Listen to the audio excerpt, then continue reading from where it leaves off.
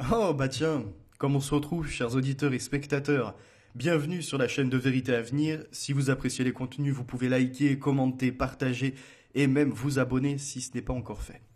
Vous m'avez vu parler du socialisme à travers différents prismes, Assos, on va pas refaire tout le cursus, y compris les fondations, les personnalités, et on en arrivait à comprendre ce qu'ils voulaient, une utopie.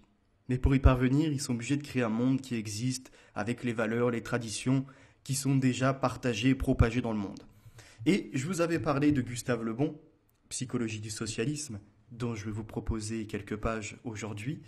Rappelez-vous, lorsque j'avais cité Platon, je vous avais dit République 5, il faut en sorte de promotionner l'homosexualité au bas peuple pour éviter une reproduction de ce qu'ils appellent les niveaux inférieurs.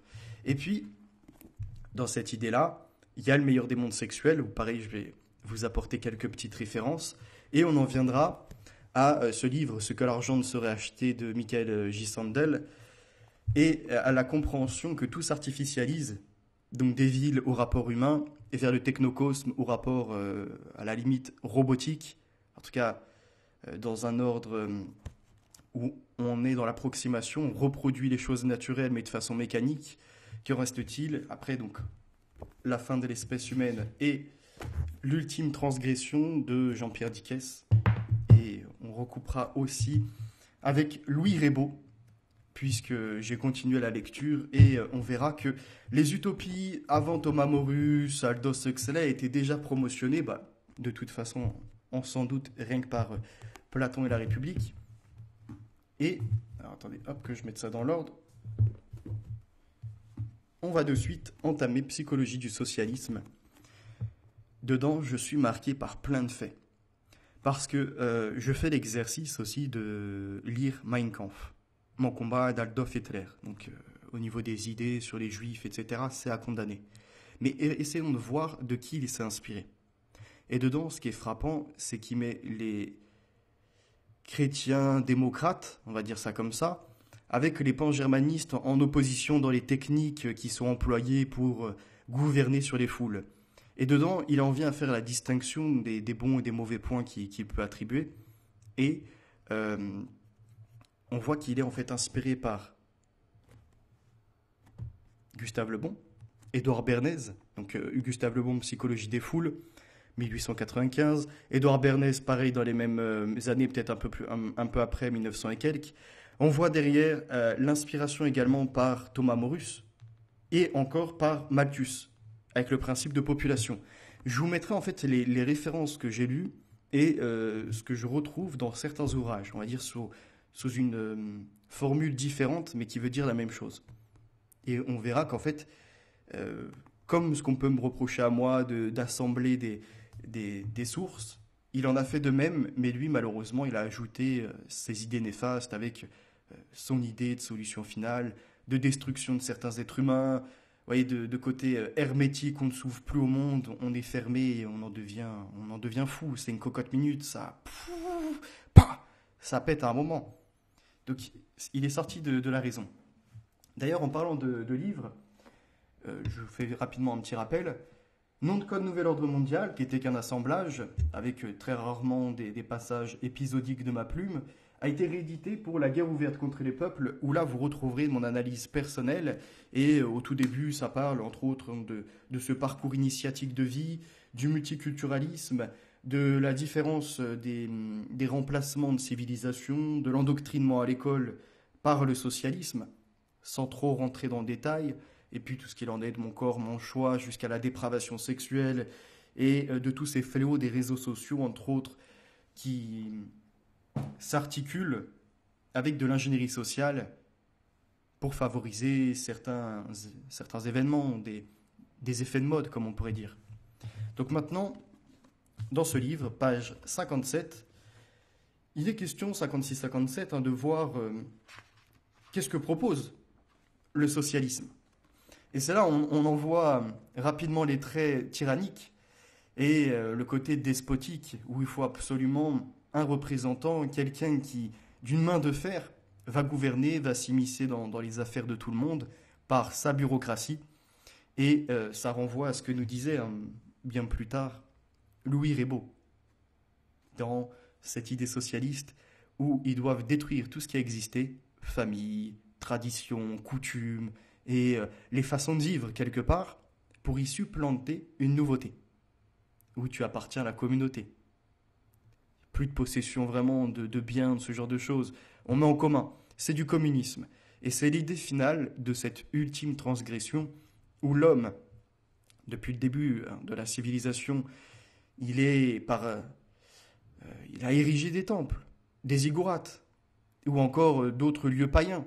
Puis sont arrivés les temples, sont arrivés après des lieux de culte plus personnifiés, enfin, vous voyez, qui sont en tout cas qui se rattachent, on va dire, à des corps religieux, à des dogmes, si vous préférez. Donc les mosquées pour les musulmans, les synagogues pour les juifs, et puis pour les chrétiens, les églises. Et tout ça, ils veulent les faire péricliter, les faire s'effondrer sur leurs fondations pour bâtir ce que l'homme ferait. Plus besoin de ce qu'il y a dans les cieux du tout-puissant d'un créateur, l'homme devient cet homo novus qui monte et qui se fait lui-même sa pyramide, ne répondant plus d'ailleurs aux éléments, aux choses élémentaires, comme on pourrait dire, de Maslow, à la place là, des mesures de Khéops. Toujours plus de grandeur, de civilisation, où on doit faire rayonner, où on doit être vu de tous, partout.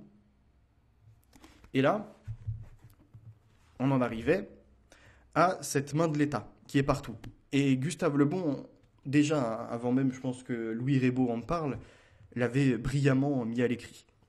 Les conceptions politiques de l'ouvrier sont fort rudimentaires et d'un simplisme extrême. Le gouvernement représente pour lui une puissance mystérieuse absolue, pouvant décréter à son gré la hausse ou la baisse des salaires, mais généralement hostile aux travailleurs et favorable aux patrons. Tout ce qui arrive de désagréable à l'ouvrier est nécessairement la faute du gouvernement. Et c'est pourquoi il accepte facilement la proposition d'en changer, de créer des cycles avec des élections qui mèneront aux mêmes actions, à la répétition, à l'épuisement et de nouveau à l'espoir dans une tête de proue, dans une tête de liste, quelqu'un qui, ah tiens, il parle de révolution, il parle de mes droits. Allez, pourquoi pas? Engageons-nous dans la brèche et ça en devient plus qu'une faille, au point de nouveau se faire effondrer ce qu'on pensait d'avoir acquis pour retourner au début. En fait, c'est un peu comme Soros le disait, la réflexivité. Tu t'avances, tu fais des choses, ton aventure quelque part, et tu retournes au point de départ. Et là, ces socialistes, il leur faut quand même un adversaire, quelqu'un qu'ils peuvent nommer. Il ne faut pas avoir des multiples problèmes, il en faut un seul. Et c'est là où c'est incroyable parce qu'en fait, ils reprennent les codes de Hitler. Dans son livre Mein Kampf, Mon combat, il dit le problème de certains, c'est qu'ils veulent se positionner sur plein de sujets. Sauf que la population n'est pas prête.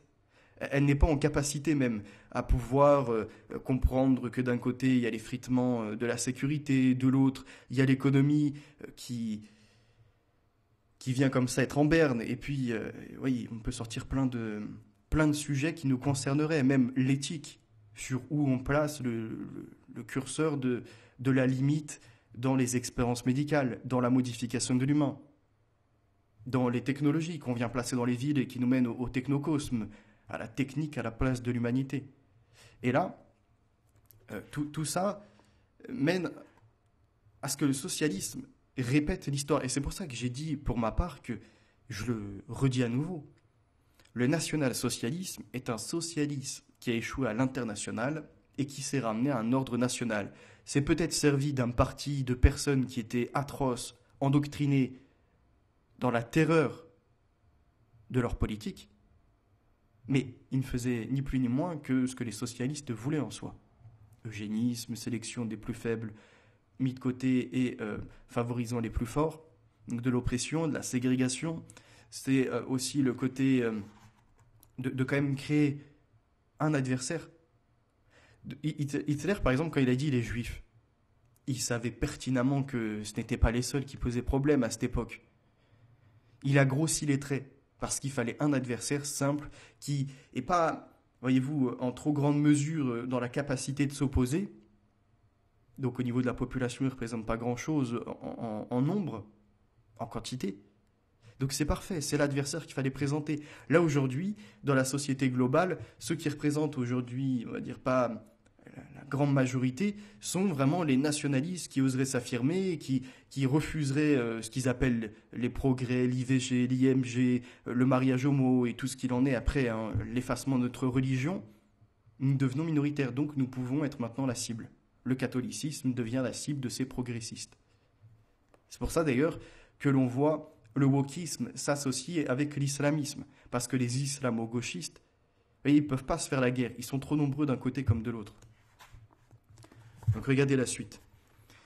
Ce socialiste ne se soucie fort peu d'ailleurs de la nature de ce gouvernement et tient seulement pour certain qu'il en faut un.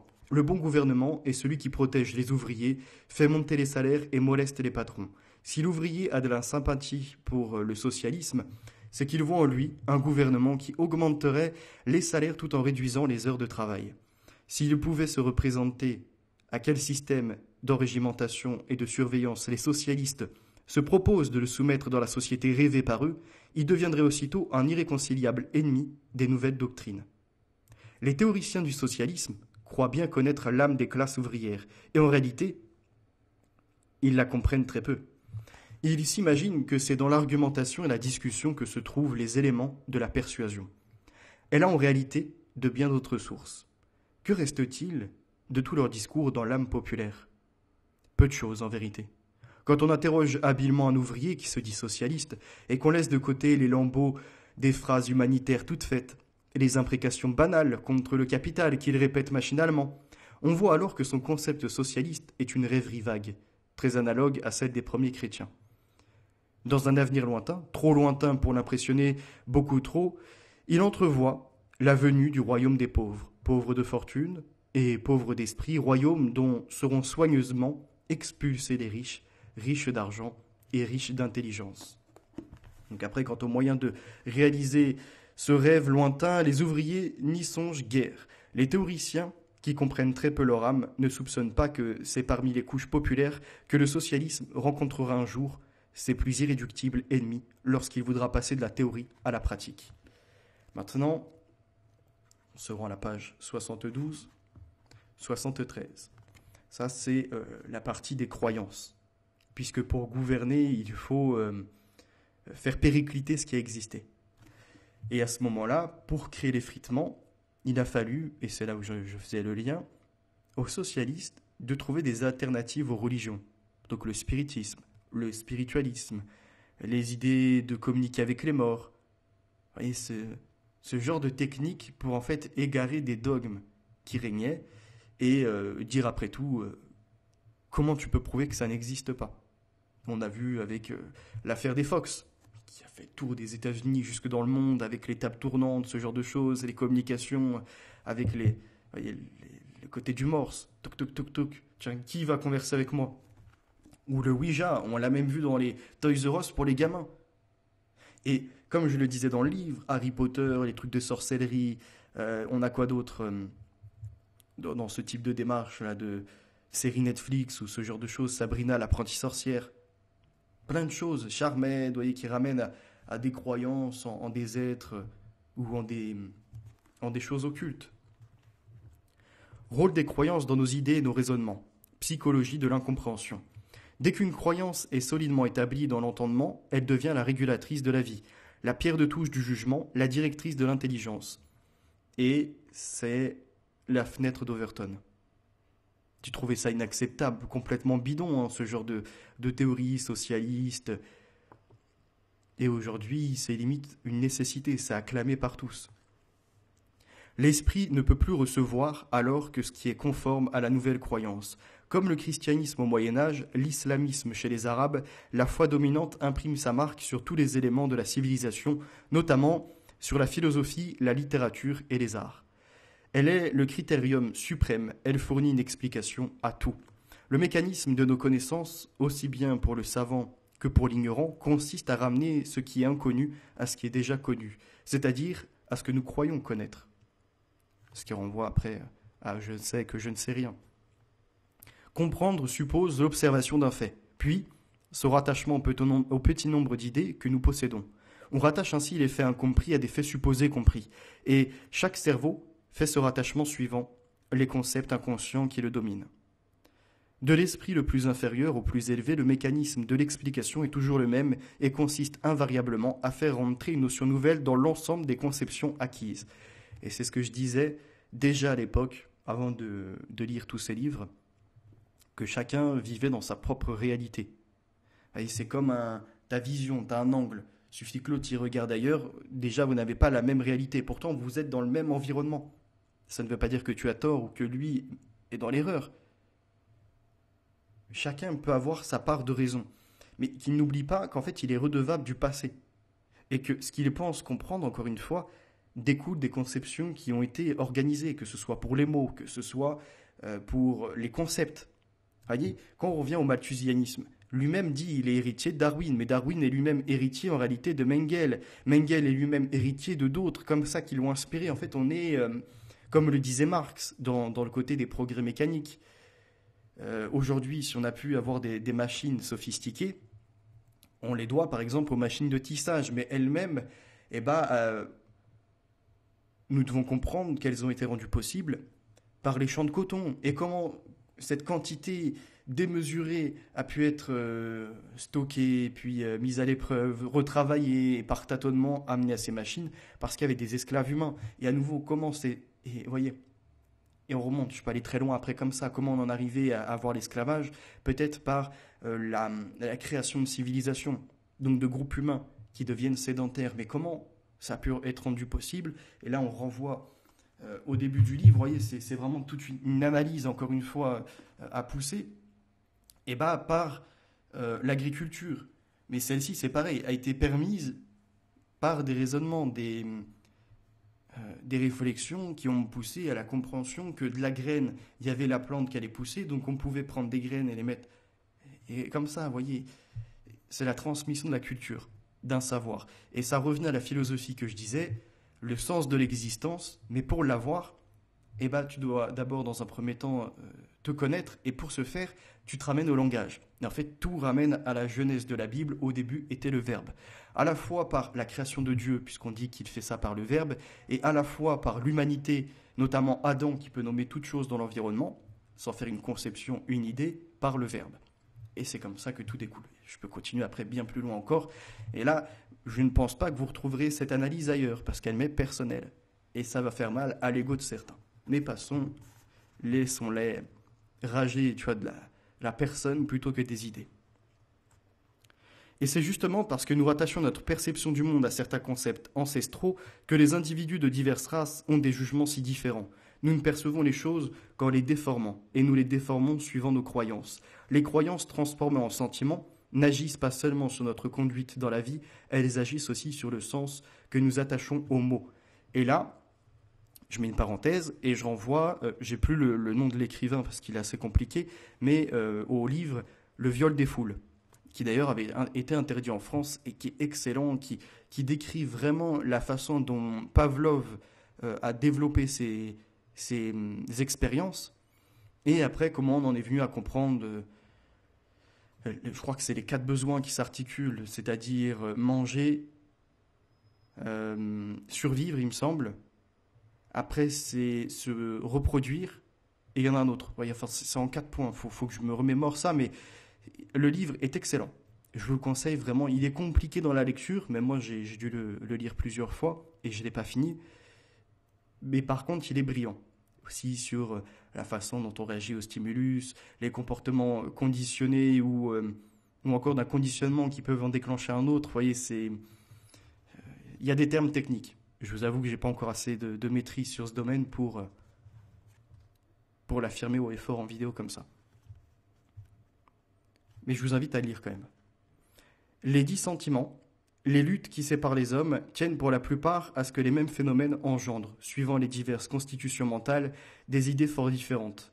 Suivez de siècle en siècle, de race en race et d'un sexe à l'autre des idées éveillées par les mêmes mots. Cherchez, par exemple, ce que représentent, pour des esprits d'origine diverses, des termes comme ceux de religion, de liberté, de république, de bourgeoisie, de propriété, de capital, de travail, etc.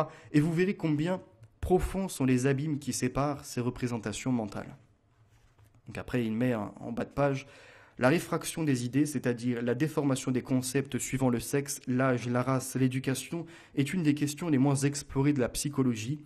Je l'ai effleurée dans un de mes derniers ouvrages en faisant voir comment se transforment les institutions, les religions, les langues et les arts en passant d'un peuple à un autre.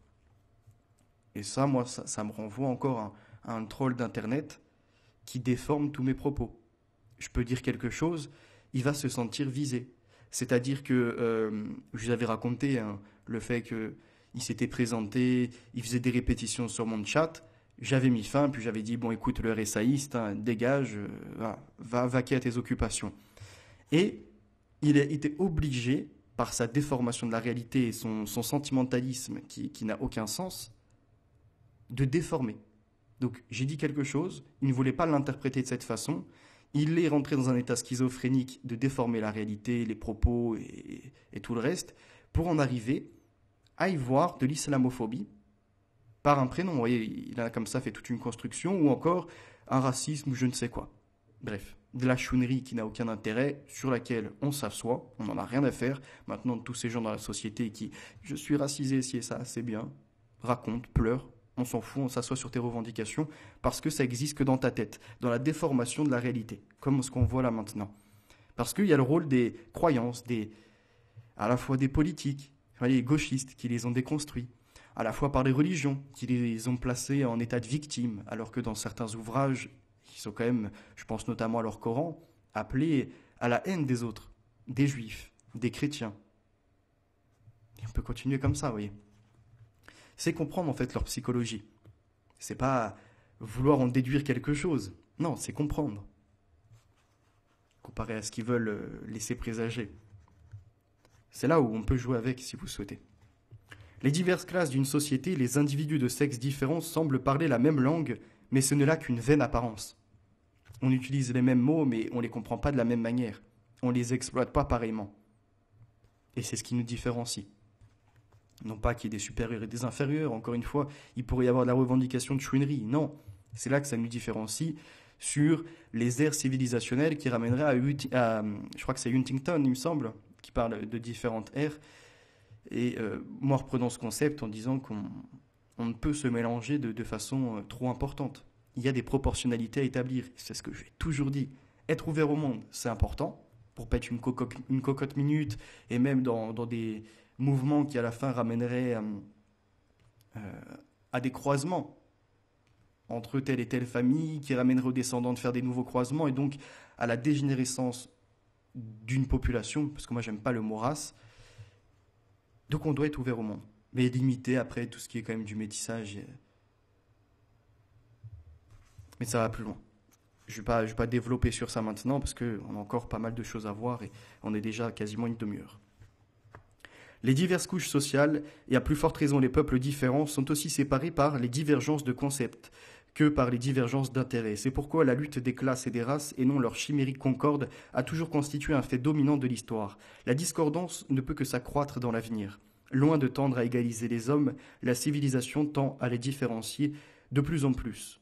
Entre un puissant baron féodal et le dernier de ses hommes d'armes, la différence mentale était infiniment moindre qu'elle ne l'est aujourd'hui entre un ingénieur et le manœuvre qu'il dirige. Donc là, après, page 80, sur les mêmes idées. Qu'est-ce que j'avais mis à la page 80 que je regarde mes notes? Ah oui, voilà. Ça revient à ce que je disais également tout à l'heure. Hein, nos idées ont déjà traversé la tête des autres. Pareil pour les philosophes, avant qu'ils te pondent ce qu'ils ont fait, derrière, ils ont été voir ce qui avait déjà éclos. Les médecins ont nié pendant un siècle les phénomènes de magnétisme qu'ils pouvaient cependant observer partout, jusqu'au jour où un savant possédant un prestige suffisant leur affirma que ces phénomènes étaient réels. Donc là, après, il appartient, ok. Je pense que c'est vers là. Il faudrait pouvoir étudier, dans leurs détails, les opinions journalières que nous nous faisons sur toute chose pour bien voir à quel point est exacte la théorie qui précède. Ces opinions, que nous croyons si libres, nous sont données par le milieu, les livres, les journaux, et suivant nos sentiments héréditaires, nous les acceptons ou les rejetons en bloc, mais le plus souvent, sans que la raison ait une part quelconque dans cette acceptation ou ce rejet. On l'invoque souvent, la raison, mais en vérité son rôle est aussi faible dans la genèse de nos opinions que dans celle de nos actions. C'est dans l'hérédité pour les opinions fondamentales et la suggestion pour les opinions secondaires qu'il faut chercher les principales sources de nos idées, et c'est pourquoi les individus des diverses classes sociales, des mêmes professions, se ressemblent autant. Vivant dans le même milieu, remâchant sans cesse les mêmes mots, les mêmes phrases, les mêmes idées, ils finissent par avoir des pensées aussi banales qu'identiques. Et ça, attendez, je vais essayer de vous le mettre maintenant en relation. Parce que certains, quand ils sont arrivés à un niveau d'étude, d'exploration des livres, et puis de regarder comment se comporte le monde, par leur voyage, ou encore parce qu'il leur a été rapporté par les missionnaires et par tous les témoignages, ils savaient très bien qu'on ne pouvait pas différencier, entre guillemets, des races en disant il y a des supérieurs et des inférieurs. Parce qu'il y a notamment un philosophe qui avait dit, si c'était le cas, on pourrait dans ces cas-là se séparer des moins bons éléments. Or, on sait très bien qu'il y a, je crois qu'il nomme ça les êtres d'or, les êtres de cuivre et les êtres de fer. Il me semble que c'est à peu près comme ça qu'il les classifie. Entre ceux qui vont gouverner, voilà, c'est les trois classes. Les magistrats, les guerriers et les artisans ou laboureurs. Donc dans sa République, Platon crée trois classes.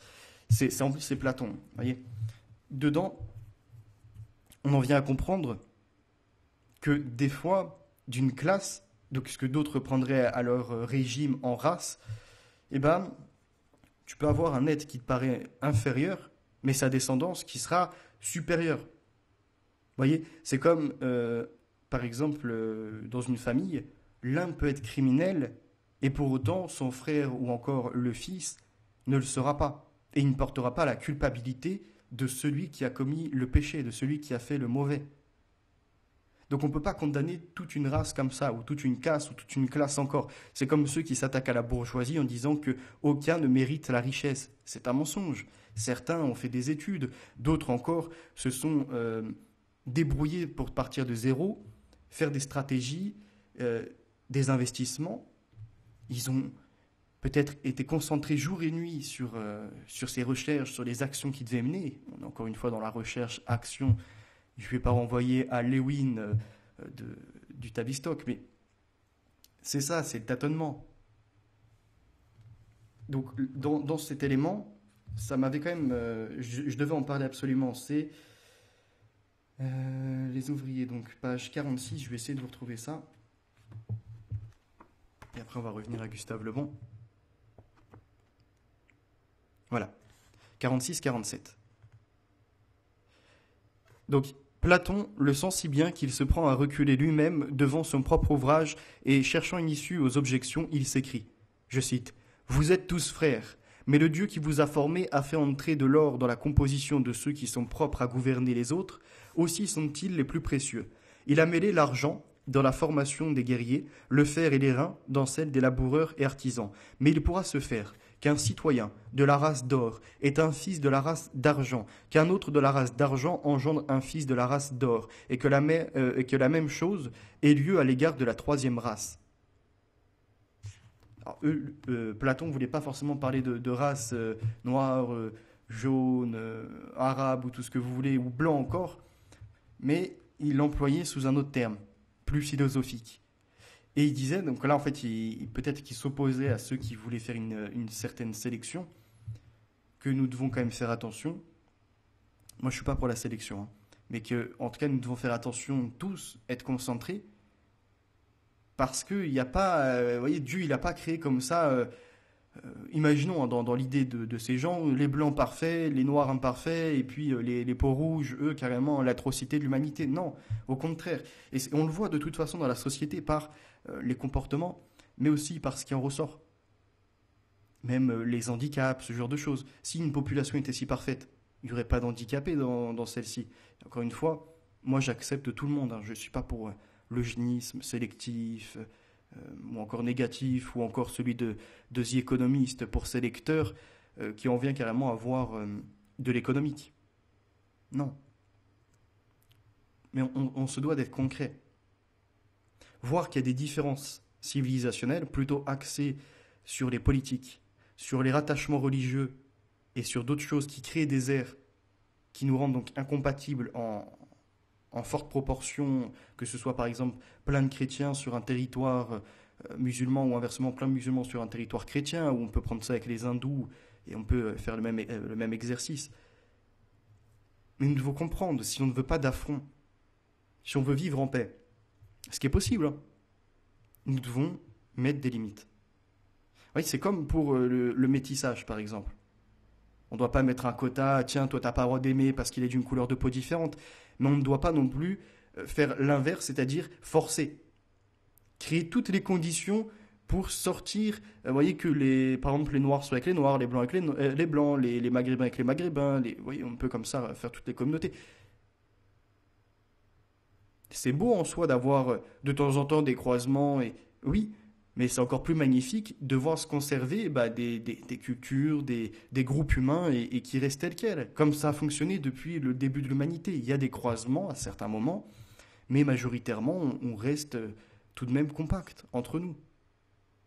Mais ces socialistes, eux, veulent tout détruire parce qu'ils se disent que si on arrive à mélanger tous les groupes humains, qu'on annule et même qu'on interdise, parce que c'est un peu l'objectif final, qu'il y ait des propos allant dans le sens de défendre, j'aime pas le mot race, on va dire un peuple, d'accord? À ce moment-là, avec les générations qui viennent, tout le monde est mélangé avec tout le monde. Donc on a une culture, une sorte d'humanité. Et c'est là où ils en arrivent. Parce qu'ils pensent qu'ils vont faire un nouveau projet.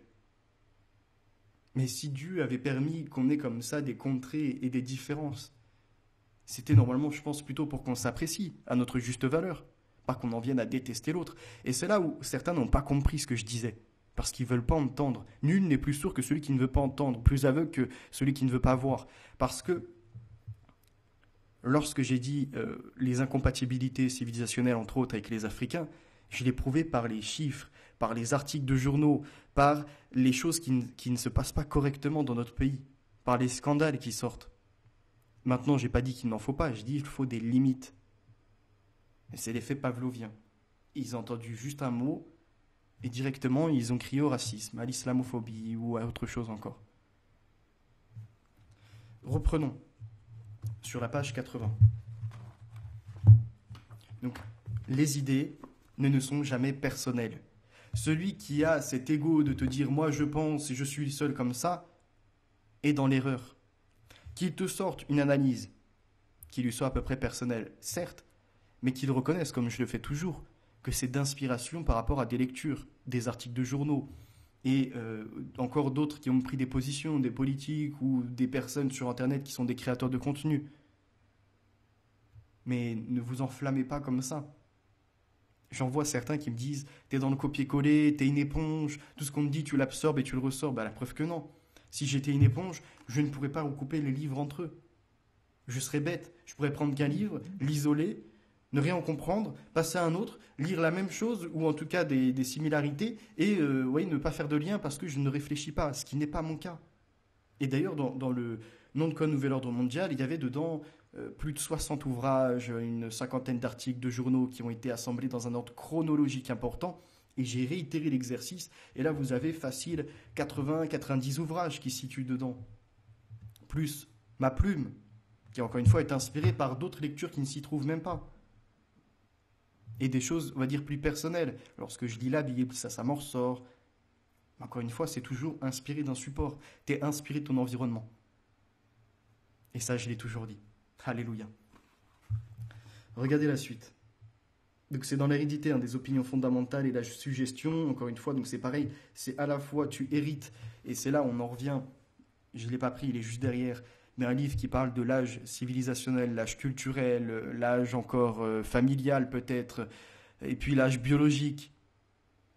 C'est pas, par exemple, moi j'ai 26 ans, mais là de tout ce que je ressors, on est sur des siècles et des siècles de savoir.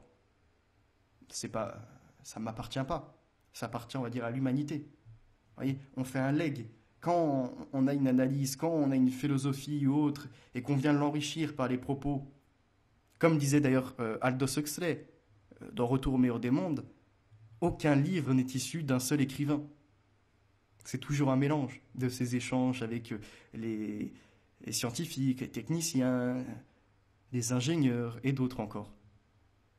Ceux qui font des prospections, Moi, j'ai toujours reconnu. Et les pieds à terre, la tête dans les cieux quelque part. L'humilité et la tête dans les cieux, en tout cas, t'entendre d'être guidé par Dieu.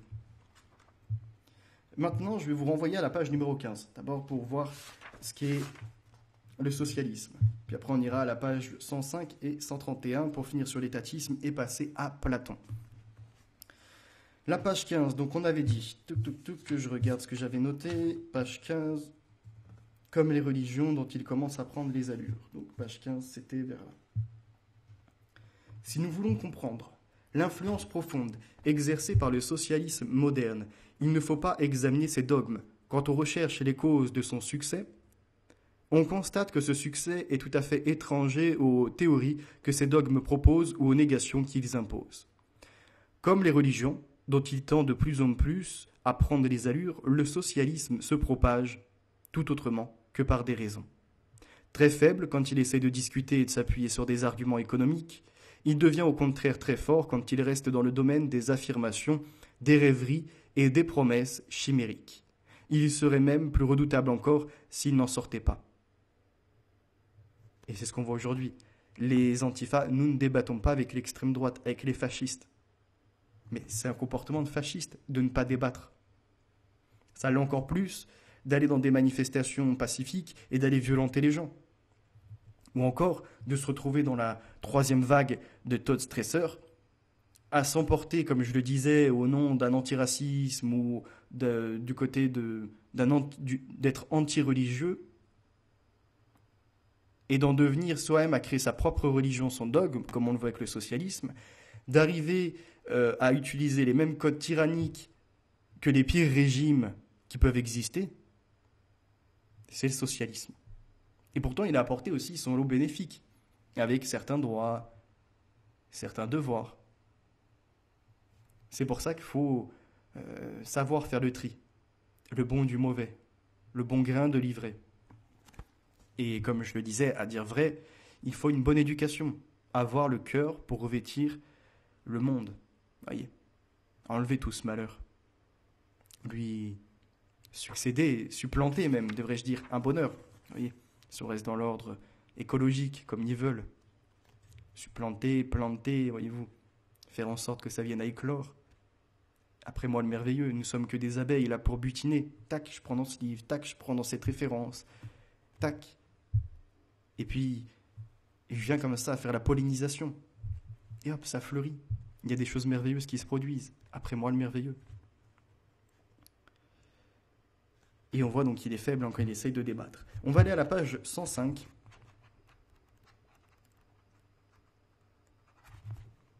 Et à cette page 105, j'y ai inscrit que je regarde. Le seul moyen pour modifier l'âme d'un peuple. Ok. 105. Le seul moyen pour modifier l'âme d'un peuple. Bon, on va reprendre évolution actuelle du socialisme en Allemagne. Chez les peuples latins, le socialisme d'État est, comme je le montrerai bientôt, une conséquence de leur passé, la suite des siècles de centralisation et de développement progressif du pouvoir central. Il n'en est pas tout à fait de même chez les Allemands. C'est par des voies artificielles qu'ils ont été conduits à une conception du rôle de l'État identique à celle des peuples latins. Cette conception est la conséquence de la transformation des conditions d'existence et du caractère causé depuis un siècle en Allemagne par l'extension du régime militaire universel. C'est ce que les écrivains allemands, les plus éclairés, Ziegler notamment, ont parfaitement reconnu. Le seul moyen possible de modifier l'âme d'un peuple, ou tout au moins ses coutumes et sa conduite, est une discipline militaire rigide. C'est la seule, en effet, contre laquelle l'individu soit impuissant à lutter. Elle est le côté hiérarchique et lui ôte tout sentiment d'initiative et d'indépendance. Ce qui ramène, attendez, hop, que je mette ça là, à la route de la servitude. Et, comme nous le disait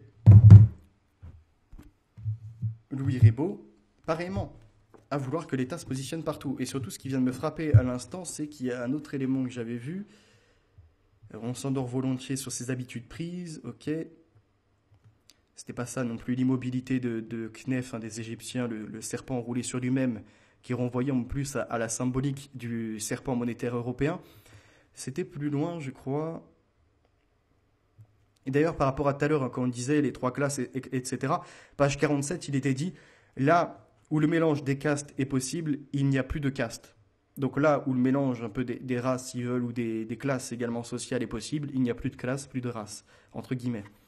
Donc après, j'avais vu les Esséniens, mais c'était autre chose, moi, qui m'avait marqué à l'instant. Ces écoles socialistes, ce spectacle plein de contradictions. Voilà, l'armée des travailleurs se plairait une obéissance militaire. Je me disais bien que je l'avais vu quelque part. Donc comme quoi, cet écrivain, je pense, est aussi inspiré de... Comment il s'appelle? De Gustave Le Bon. Sous une forme ou sous l'autre, il y a toujours de l'arbitraire au bout de ce que l'on propose. On a blâmé les régimes d'autrefois d'avoir usé du pouvoir au profit du petit nombre, et c'est pour cela que, sur leur ruine, on a proclamé la liberté et le droit commun. Soyons fidèles à ce principe et ne faisons désormais de despotisme au profit de personne. Pas plus au nom de la bourgeoisie que de la noblesse, pas plus au nom du peuple que de la bourgeoisie. Les procédés réglementaires dans lesquels on semble se réfugier, soit pour prévenir de certains écarts, soit pour soulager quelques misères, ne sont que des expédients déjà essayés et dont l'impuissance est évidente. Il n'y a aucun bon effet à attendre, et peut-être faut-il les craindre qu'ils n'apportent un trouble irréparable dans le régime des intérêts. Bon, c'était plus bas sur la page, mais on y arrive. De quoi s'agit-il au fond? Et où veulent-ils aboutir? Ces mots d'organisation du travail, de droit du travail, dont on fait tant de bruit et sur lesquels se concentre désormais l'effort principal des socialistes. À un ordre des choses où la discipline succéderait à la liberté et dans lequel l'armée des travailleurs se plierait à une obéissance presque militaire. Dès qu'on impose au gouvernement le devoir de procurer du travail, à qui on demande et d'en organiser l'économie générale, il va sans dire qu'on lui accorde le droit implicite, écoutez bien, de disposer des hommes à sa guise et de les distribuer suivant les besoins des industriels, ou des industries plus précisément. Incroyable. Pour moi, ça renvoie à nouveau à ce que nous disait Gustave Le Bon. Donc après, je peux aller plus loin, page 131, et on conclura sur en tout cas ces deux éléments, leurs besoins de l'étatisme. L'État policier, militaire, qui doit vraiment tout contrôler. On est même à la limite des checkpoints. Pour aller dans telle zone, montre patte blanche. Qui es-tu? As-tu le grade pour y aller? L'autorisation nécessaire, ton Holzweitz, ou encore dans le monde moderne du XXIe siècle, ton laissez-passer? Tu as ton auto-attestation de circulation? Page 131, j'ai dit que je regarde. Donc ça va se situer ici, normalement au niveau de mes écrits. Cité romaine à Périclité, ok. Donc il n'est pas douteux, et j'ai longuement insisté ailleurs sur ce point, que ce qui fait la valeur d'un peuple, c'est le nombre d'hommes remarquables en tout genre qu'il produit. Sa décadence survient par la diminution, puis par la disparition des éléments supérieurs. Dans un travail récemment publié par la revue scientifique, M. Vacher de la Pouge est arrivé à des conclusions analogues à propos des Romains. Je cite. Si l'on relève à 200 ans d'intervalle les grandes familles romaines, par exemple, on s'aperçoit que les plus illustres parmi les anciennes n'existent plus, et qu'il s'est élevé à leur place d'autres familles de moindre valeur, sorties de partout et même du rang des affranchis. Quand Cicéron se plaignait de la décadence des vertus romaines, l'homme d'Apirnum oubliait que dans la cité, dans le Sénat même, les Romains de souche étaient rares, et que pour un descendant des Quirites, il y avait 10 latins corrompus et 10 estrucs. Il oubliait que la cité romaine avait commencé à péricliter le jour où elle s'était ouverte à l'immigration, et si le titre de citoyen perdait sans cesse de son lustre, c'est qu'il était porté par plus de fils du peuple vaincu que du peuple vainqueur. Quand, de naturalisation en naturalisation, la cité romaine se fut étendue à tous les peuples, quand Syriens, Thraces et Africains furent affublés du titre de citoyens trop lourd pour leur courage, les Romains de race avaient disparu. Fin de citation. Je pense qu'on a aussi perdu de notre grandeur, en tout cas de ce que représentait la France. Disons aujourd'hui les philosophes, les grands écrivains, ceux qui sont pointilleux, qui sont agréables à écouter dans la musique, ou encore qui excellent au théâtre. On n'a plus rien. Parce qu'on s'est trop ouvert au monde. Et qu'on a toujours dit, il n'y a pas de culture française, hein, c'est à la limite de ça.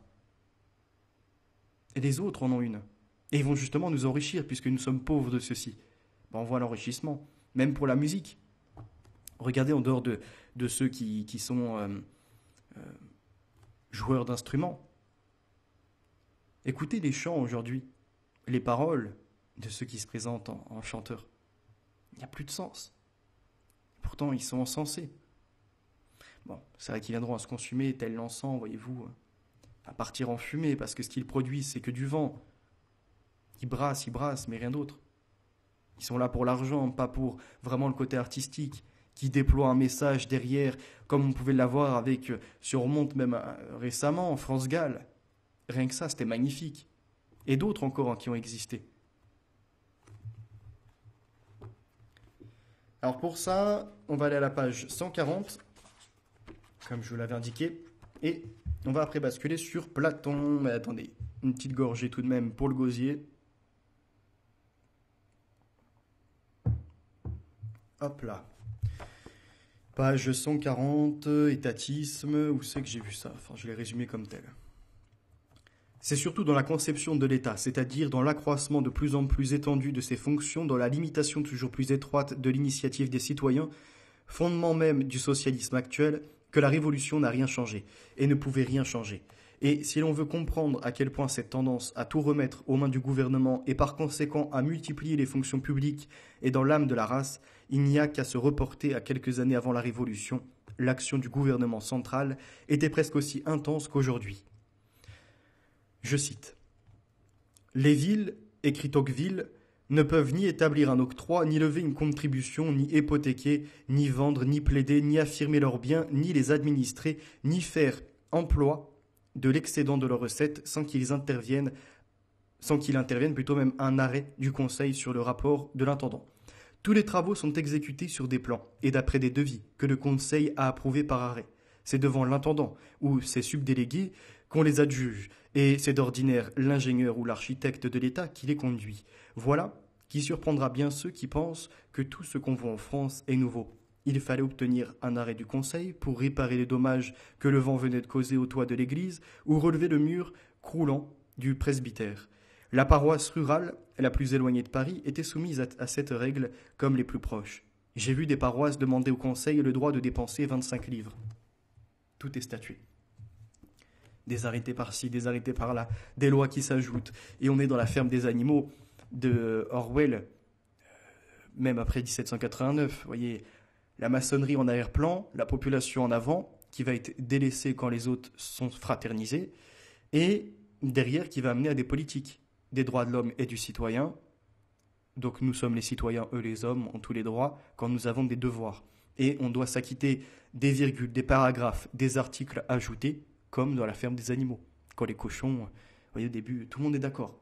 Puis après, comme on est rentré dans un état de porcherie, eh ben, ils feront la braderie de nos droits pendant qu'ils continuent la broderie de leurs lois. Donc ils s'avantagent quand nous supportons la dette, le poids de tout ce qu'ils vont mener et de leur action.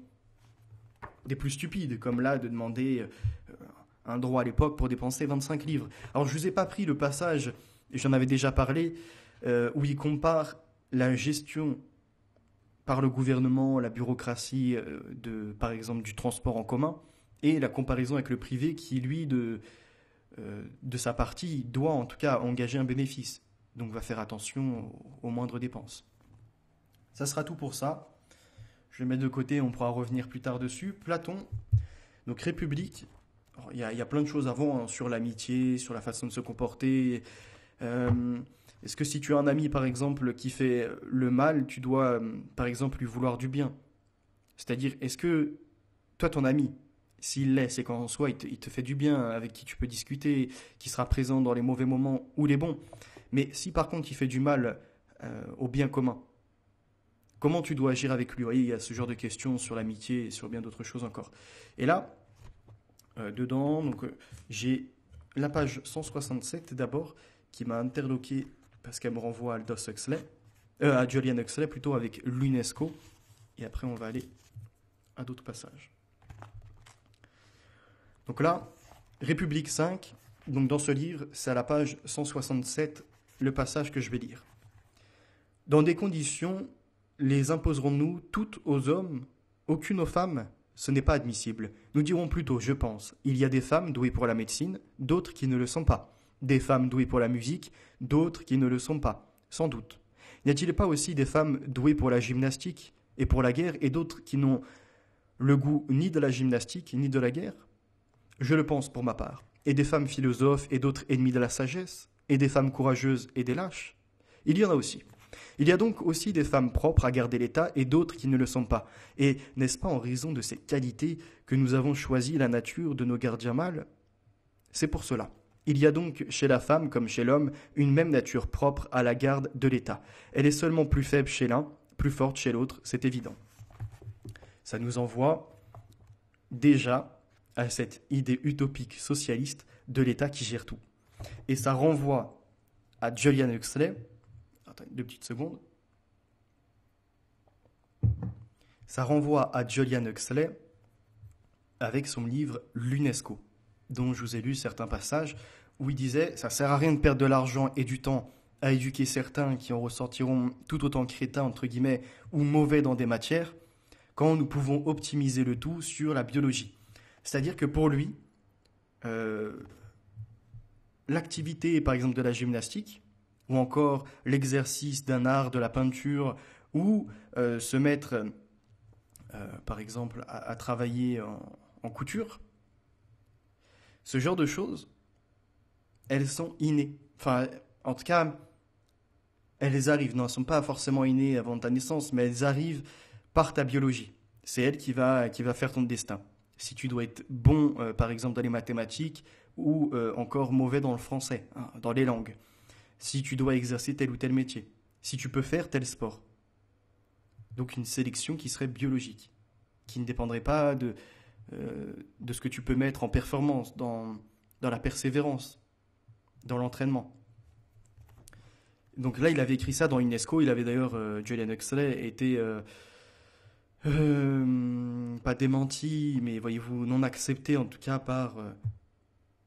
son livre était détaché de l'organisme, si vous préférez. Il s'inspirait déjà de Platon. Et regardez la suite. Donc j'ai mis page 181. À nouveau, cette idée de ce communisme tout en commun. Il est inscrit. Alors attendez, que je regarde. Je me le rappelle, dit-il. Revenons maintenant à l'existence que mènent nos défenseurs. S'il est vrai qu'elle nous paraît plus belle et meilleure que celle des vainqueurs d'Olympie, te paraît-il qu'elle puisse entrer en comparaison avec celle des cordonniers et d'autres artisans ou avec celle des laboureurs? Elle ne me paraît pas compatible, dit-il. Au reste, il me semble, à propos de répéter ici ce que je disais alors, c'est que si le gardien recherche un bonheur incompatible avec son caractère de gardien, s'il ne se contente pas de cette vie modeste, mais sûre qui est selon nous la meilleure, s'il se laisse surprendre à une sotte et puérile idée de bonheur qui le pousse à s'approprier tout ce qui est dans l'État, parce qu'il en a le droit de s'approprier, il reconnaîtra qu'Hésiode était véritablement sage quand il disait que, je cite, « la moitié est en quelque manière plus que le tout ». Fin de citation. S'il veut, dit-il, me consulter, il s'en tiendra à sa condition. Tu approuves donc, repris-je, que tout soit commun entre les femmes et les hommes, comme nous venons de l'expliquer, en ce qui concerne l'éducation, les enfants et la garde des autres citoyens, que ce soit soit qu'elles restent à la ville, soit qu'elles aillent à la guerre, elles prennent part à la garde de l'État et chassent avec les hommes comme les chiennes avec les chiens, et qu'elles partagent tout avec eux aussi complètement que possible. Accordes-tu qu'en tout cela, elles feront ce qu'il y a de mieux à faire et qu'elles ne contrarieront pas l'ordre que la nature a établi entre l'homme et la femme dans les choses où les deux sexes sont faits pour s'associer ensemble? Je l'accorde, dit-il. J'avoue, j'ai un peu, comme j'avais un visuel ailleurs également, achever une partie de la lecture sur ce passage, mais en fait ça résume ça, quoi. C'est l'État qui gère tout, de toute façon même s'ils ont 50 ou 50,5% des voix, en soi la moitié vaut déjà plus que le tout, parce qu'elle gouverne sur le tout. Je pense que c'est à ça qui ramenait. Et le côté de, pour que ça puisse être possible, il faut que tout soit en commun. Les enfants, l'éducation, la garde des autres citoyens et tout le reste.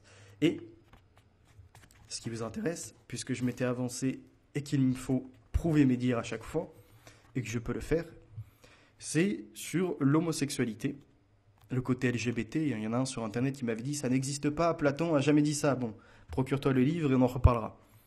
Platon, donc République 5, dans ce livre, page 172. Écoutez ceci.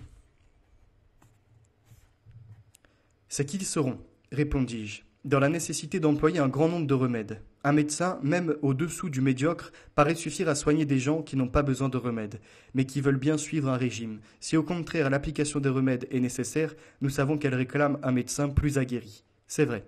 Mais où veux-tu en venir ? À ceci, repartis-je. Il me semble que les magistrats seront obligés de recourir souvent au mensonge et à la fraude dans l'intérêt de leurs subordonnés, et nous avons dit quelque part que tous les mensonges de cette espèce étaient utiles, à titre de remède. Nous avions une bonne raison de le dire, fit-il. Eh bien, cette bonne raison semble jouer dans les mariages et dans la procréation des enfants un rôle qui n'est pas de petite importance. Comment cela ?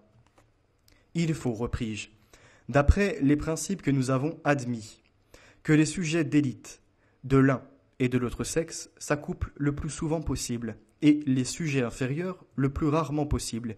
Il faut de plus élever les enfants des premiers, non ceux des seconds, si l'on veut maintenir au troupeau toute son excellence. D'un autre côté, les magistrats doivent être les seuls dans le secret de ces mesures pour éviter le plus possible les discordes dans le troupeau des gardiens. Ce qui signifie qu'on est sur un eugénisme qu'ils appelleraient positif, donc sélecteur. Sélecteur du fait qu'on met les meilleurs sujets ensemble, on laisse l'hétéronormativité, et pour les inférieurs, on promotionne les mauvaises mœurs, le côté sodomite. Homme-homme, femme-femme.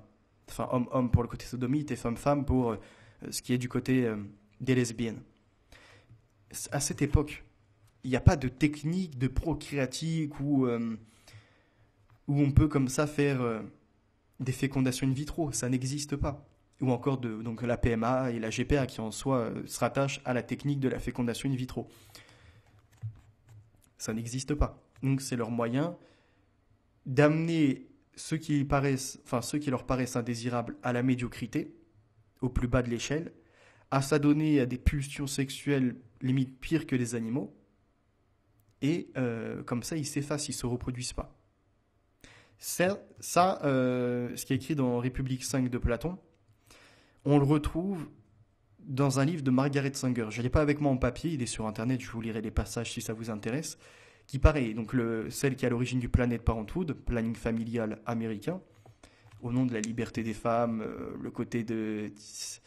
Tu peux prendre des pilules du lendemain, avorter, c'est ton droit, c'est ton corps. Pourtant, dans le même temps, on entend les féministes dire que faire un enfant, c'est deux. C'est un homme et une femme.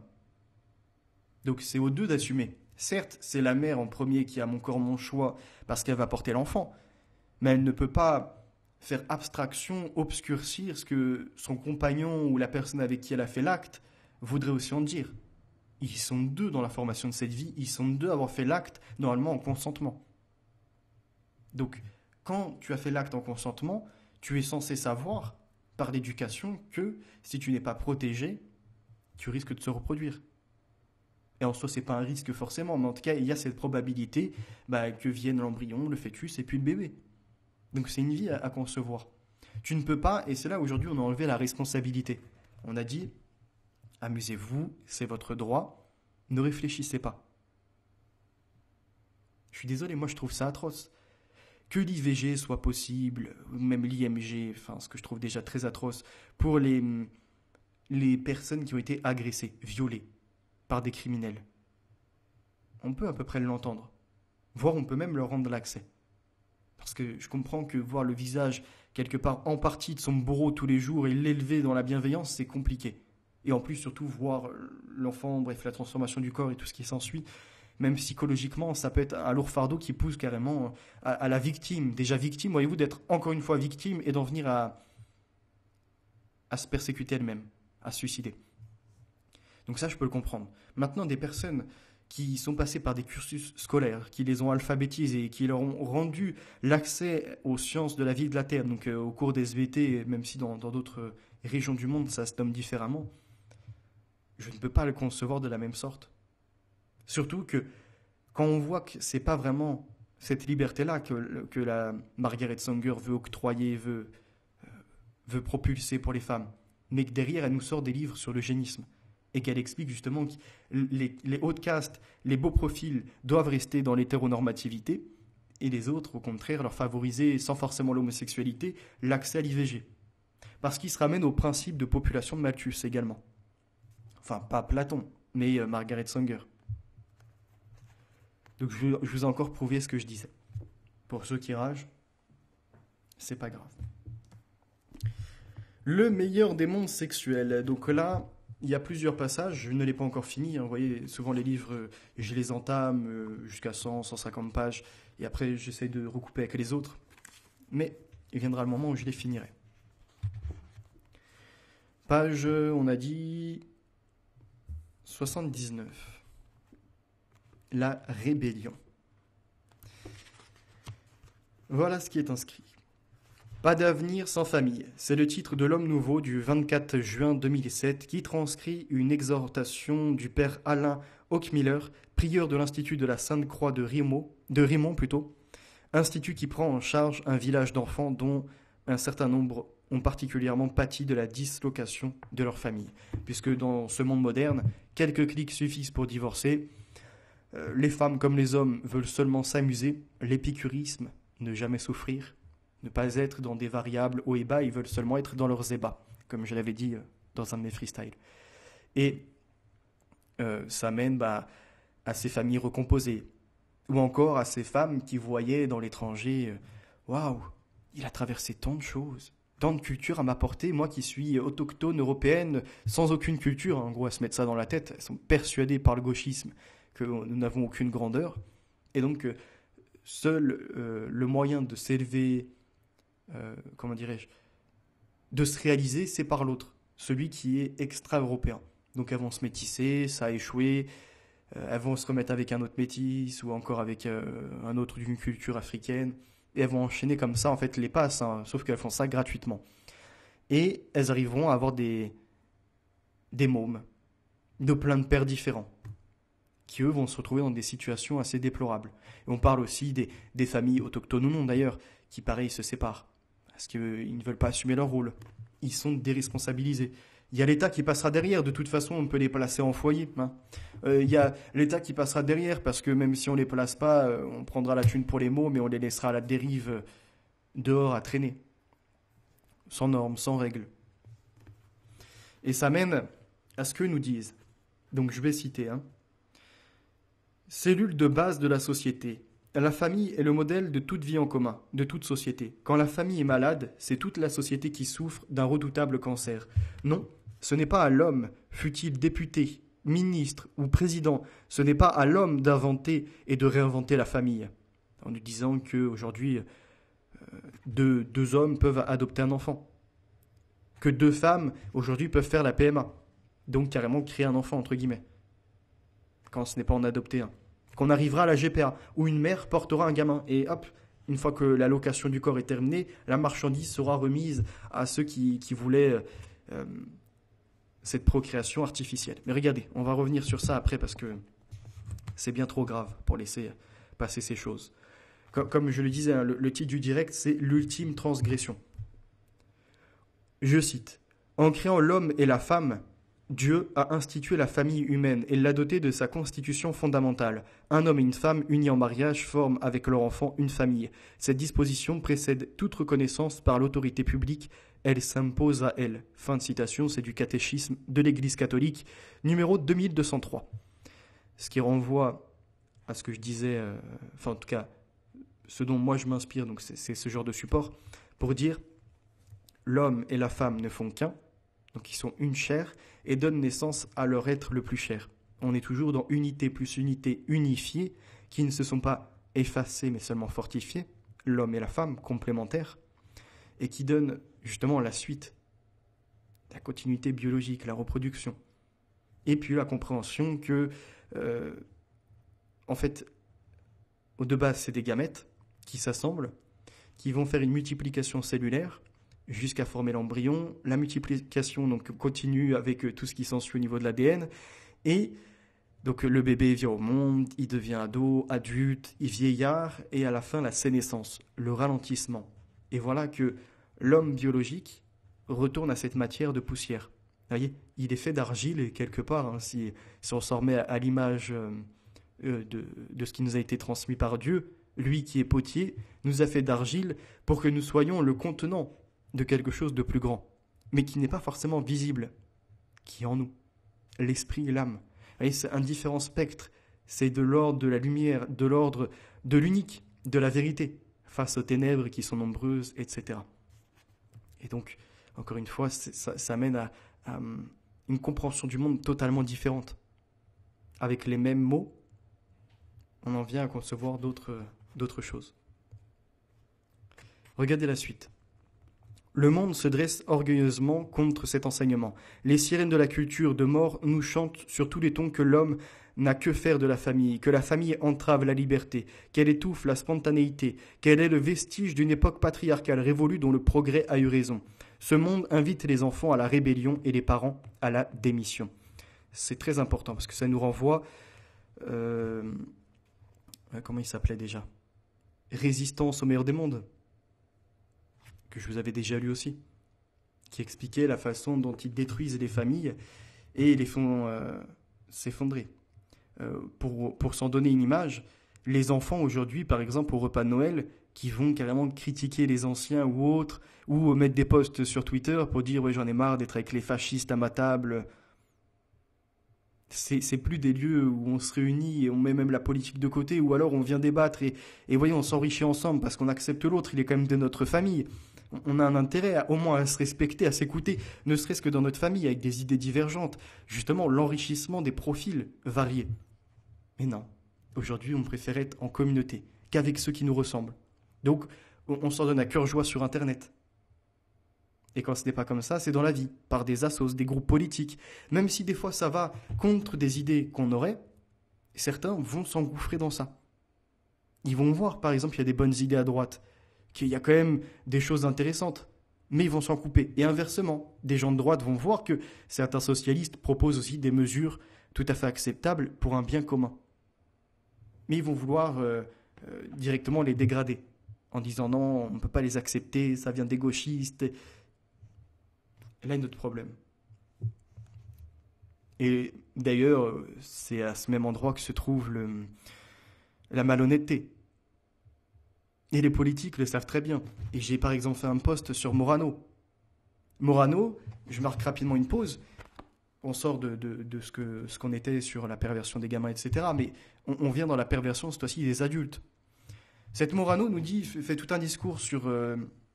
Israël-Palestine, entre Tsahal et le Hamas, donc deux entités en soi terroristes, et nous dit que c'est tout à fait normal de voir des gamins bombardés, par exemple là dans la ville de, je ne sais plus exactement le nom de cette ville, parce que je ne veux pas écorcher les choses, mais où on a vu plus de 40 personnes qui ont été tuées, des blessés, dont un enfant où il n'y a plus de visage, où il n'y a plus de tête carrément, décédé dans les bras d'un de ses proches.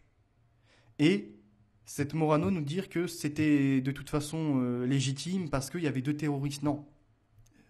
Parce qu'il y a deux terroristes, tu dois tuer ne serait-ce qu'un innocent. Non, non. Ça, c'est pas être démocratique, c'est pas être dans l'humain. Et encore moins être catholique. Avec la croix de Lorraine qu'elle porte, symbole quand même de résistance. Comment tu peux en arriver là ? Et le plus grave, c'est que dans cet échange télévisé avec... donc Polska, une influenceuse, c'est vous dire en fait toute l'orchestration qui est mise en place, même s'il y a des acteurs qui ne savent pas vraiment qu'ils le sont. Vous voyez, c'est un peu comme l'agent secret qui ne le sait pas qu'il l'est, donc lui il est vraiment efficace quoi pour les renseignements. Ou encore plus nuisible peut-être pour l'humain, l'ignorant qui s'ignore et qui voudrait comme ça distribuer les bons points, comme je vous l'ai expliqué avec l'autre islamiste d'Internet. Et pour revenir à ce qu'a disait cette Morano, c'est qu'au nom de la libération de certains otages, de la confrontation avec certains terroristes, on doit comprendre qu'il y a des dégâts collatéraux. En fait, on est dans la novlangue orwellienne d'employer comme ça, ça fait partie du plan, quoi. Pour se séparer, pour mettre fin à ces actes terroristes, on va tuer tout le monde. Non.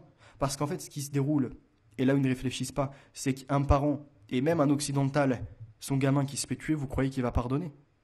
Au contraire, vous venez de créer un nouvel agent, un nouvel adversaire. Et c'est pour ça que leur ambition de 2 États, Israël-Palestine, peut-être fut une époque, ça aurait été possible. Aujourd'hui, avec les accords d'Abraham, c'est que de la poussière tout ça. C'est de la poudre de perlimpinpin qui s'envolera aussi rapidement que la houle, voyez-vous, suit les mouvements, qui vient se fracasser contre les rochers. C'est exactement la même chose. Parce que ce qui se déroule là, il y a des familles derrière qui ne prêteront pas de pardon. Et c'est là où ça entraîne, vous voyez, ces mouvements guerriers qui ne prennent plus fin. Parce que du côté israélien, c'est pareil. Il y en a certains qui vont combattre le gouvernement de Netanyahou, mais qui, par des frappes, pareil, du Hamas ou des attentats ou ce genre de choses, ou alors des proches qui vont décéder, vont se radicaliser. Et c'est là où on va arriver à un empire contre un empire. Ça commence par des groupes, ça continue par des nations, et ça se finit par des empires. Tout se constitue sous nos yeux. Et comme nous sommes chacun pris par notre ego, pris aussi par les sentiments, on se positionnera. On fera scission, on fera un camp contre un autre camp. C'est-à-dire qu'en temps de démocratie, entre guillemets, des fois on se confronte sur des idées, mais en temps de guerre, là malheureusement on en arrive sur le drame. Alors que moi ce qui me marque le plus, c'est que si Dieu intervenait et disait « mettez fin aux guerres, aimez-vous les uns les autres », dans la seconde qui suit, si nous sommes vraiment croyants, juifs, chrétiens, musulmans, bouddhistes, tout ce que vous voulez, à la voix de Dieu, aimez-vous les uns les autres, qui est en soi le commandement partagé. Les guerres devraient cesser. Mais est-ce que les humains pour autant les arrêteraient? Au vu des politiques menées, des désastres antérieurs, etc. Est-ce qu'ils écouteraient même la voix de Dieu? C'est là où je me pose la question. Quand je vois des chrétiens dériver comme ça, et quand je vois d'autres d'ailleurs courants aussi qui peuvent exister, qui en font de même. C'était peut-être un peu long, mais je devais vous partager ça parce que, je veux dire, comme je l'ai inscrit, qu'on n'aime pas la culture des autres, la religion, c'est une chose. Que l'on en vienne à limite applaudir ou légitimer des massacres, des génocides, non, faut pas déconner. Non, non, non. La droite, la vraie, les catholiques, les chrétiens, ceux qui partagent le message du Christ, jamais ils n'iront applaudir un gamin, une femme ou même un homme qui se fait tuer et qui est innocent. D'accord? Sur le territoire français, par exemple, quand tu as un OQTF qui est là, qui prend une arme et qui va agresser une vieille ou une enfant et qui se prend une balle, et malheureusement, le flic, la balle, il a tiré, il a fait du mieux qu'il pouvait pour le neutraliser et la personne est morte, là on peut comprendre. Mais imaginez ce même flic qui tirait à côté à tout va comme ça, vous voyez, en France, papa, et il allumerait plein de gens innocents à côté. On dirait que c'est un terroriste, on dirait même pas que c'est un policier qui a agi dans sa mission et dans son ordre légitime. Alors pourquoi quand c'est des armées qui le font et qui vont même dans certains pays des fois violer ou autre, on trouve ça normal, on dit après tout, c'est des choses qui peuvent arriver, quoi, c'est des dommages collatéraux. Non. Surtout à l'heure où nous ne sommes plus aux épées, nous ne sommes plus à la poudre à canon et voyez, on envoie un boulet et bon, ça atterrira ou ça va se loger. Là, on est sur des armes sophistiquées. Il y a des drones, il y a des armes capables de cibler. Ce qu'ils appellent les robots tueurs. Et ils ont bien d'autres technologies encore, mais ils ne les déploient pas parce qu'ils préfèrent faire du massacre. Et on le sait pourquoi. Je vous l'ai déjà partagé. Jared Kushner et d'autres. Ils ont le projet de récupérer tout ce territoire. C'est des sionistes. C'est un mouvement politique radicalisé, religieux, mais qui n'est pas nommé terroriste. Pourquoi? Et quand on le dénonce, sur Internet, certains vont dire hein, en fait, tu le dénonces parce que tu veux donner une bonne image. Non. Je le dénonce parce que pour moi, c'est de l'atrocité, du crime contre l'humanité. Maintenant, par contre, si tu me questionnes sur est-ce que les Juifs, certains sont légitimes à être sur Israël, pas la nouvelle Israël qu'ils ont créée, l'ancienne Israël. Ma réponse est oui. Mais il n'y a pas à avoir de ségrégation. C'est là où on n'arrive pas à s'entendre. Et il y a rapidement le réflexe qui vient et qui veut mettre de l'invective, vous voyez, de la confrontation, parce que c'est un peu comme gauche-droite. C'est un clivage et il doit rester tel quel. C'est comme chrétien-musulman. Le clivage doit rester tel quel. C'est-à-dire que on n'a pas le droit d'être en opposition sur des programmes politiques, des programmes religieux. Vous voyez, ça doit rester tel quel. Et par contre, au moment où on peut se mettre en accord sur certaines choses qui concernent l'humanité, là non, parce qu'on a déjà trop de divergences, alors sur ça, même si on dit la même chose, on ne doit pas être ensemble. Libre à vous, de toute façon, il ne s'agit même pas d'alliance, il s'agit seulement de dénoncer le crime et de le faire condamner. Donc pas de manifestation, ce genre de choses, c'est inutile. Passons directement au jugement. Comment se fait-il qu'il y ait eu du Nuremberg et que là, il n'y ait rien? Et comme ça, on peut poursuivre. Je vais revenir à cet élément, parce que de toute façon, on le voit. C'est international. En dehors là, des massacres dont on parle, on est sur des drames qui s'attaquent en fait à l'humanité, à la civilisation, qui veulent qu'une seule chose, un immense affront pour qu'après nous soyons tellement désespérés dans la stratégie du choc de Naomi Klein qu'on en vienne à dire c'est bon, on abdique en fait. Qu'est-ce que vous voulez quoi? On est trop fatigués.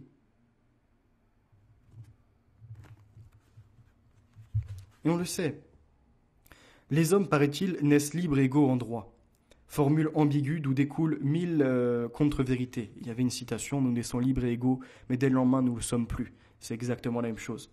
Non, l'homme ne naît pas libre. Il naît faible et démuni. Il naît vulnérable et menacé. Plus que jamais menacé d'ailleurs par cette société qui lui chante qu'il naît libre, mais qui lui retire d'abord le droit de naître. Dites-moi, qu'est-ce que la liberté du petit homme qui naît? S'il survit au fléau criminel de l'avortement, qu'on ne lui donne d'une main que pour mieux la lui retirer de l'autre, qu'on met en péril sa famille, la véritable liberté d'un enfant est entre les mains de ses parents. Elle n'est protégée que par des parents qui, fidèles à leur mission sacrée, sont prêts à faire justement le sacrifice de leur propre liberté, de leur tranquillité, de leur confort, de leur caprice, pour se mettre au service des enfants auxquels ils ont donné la vie.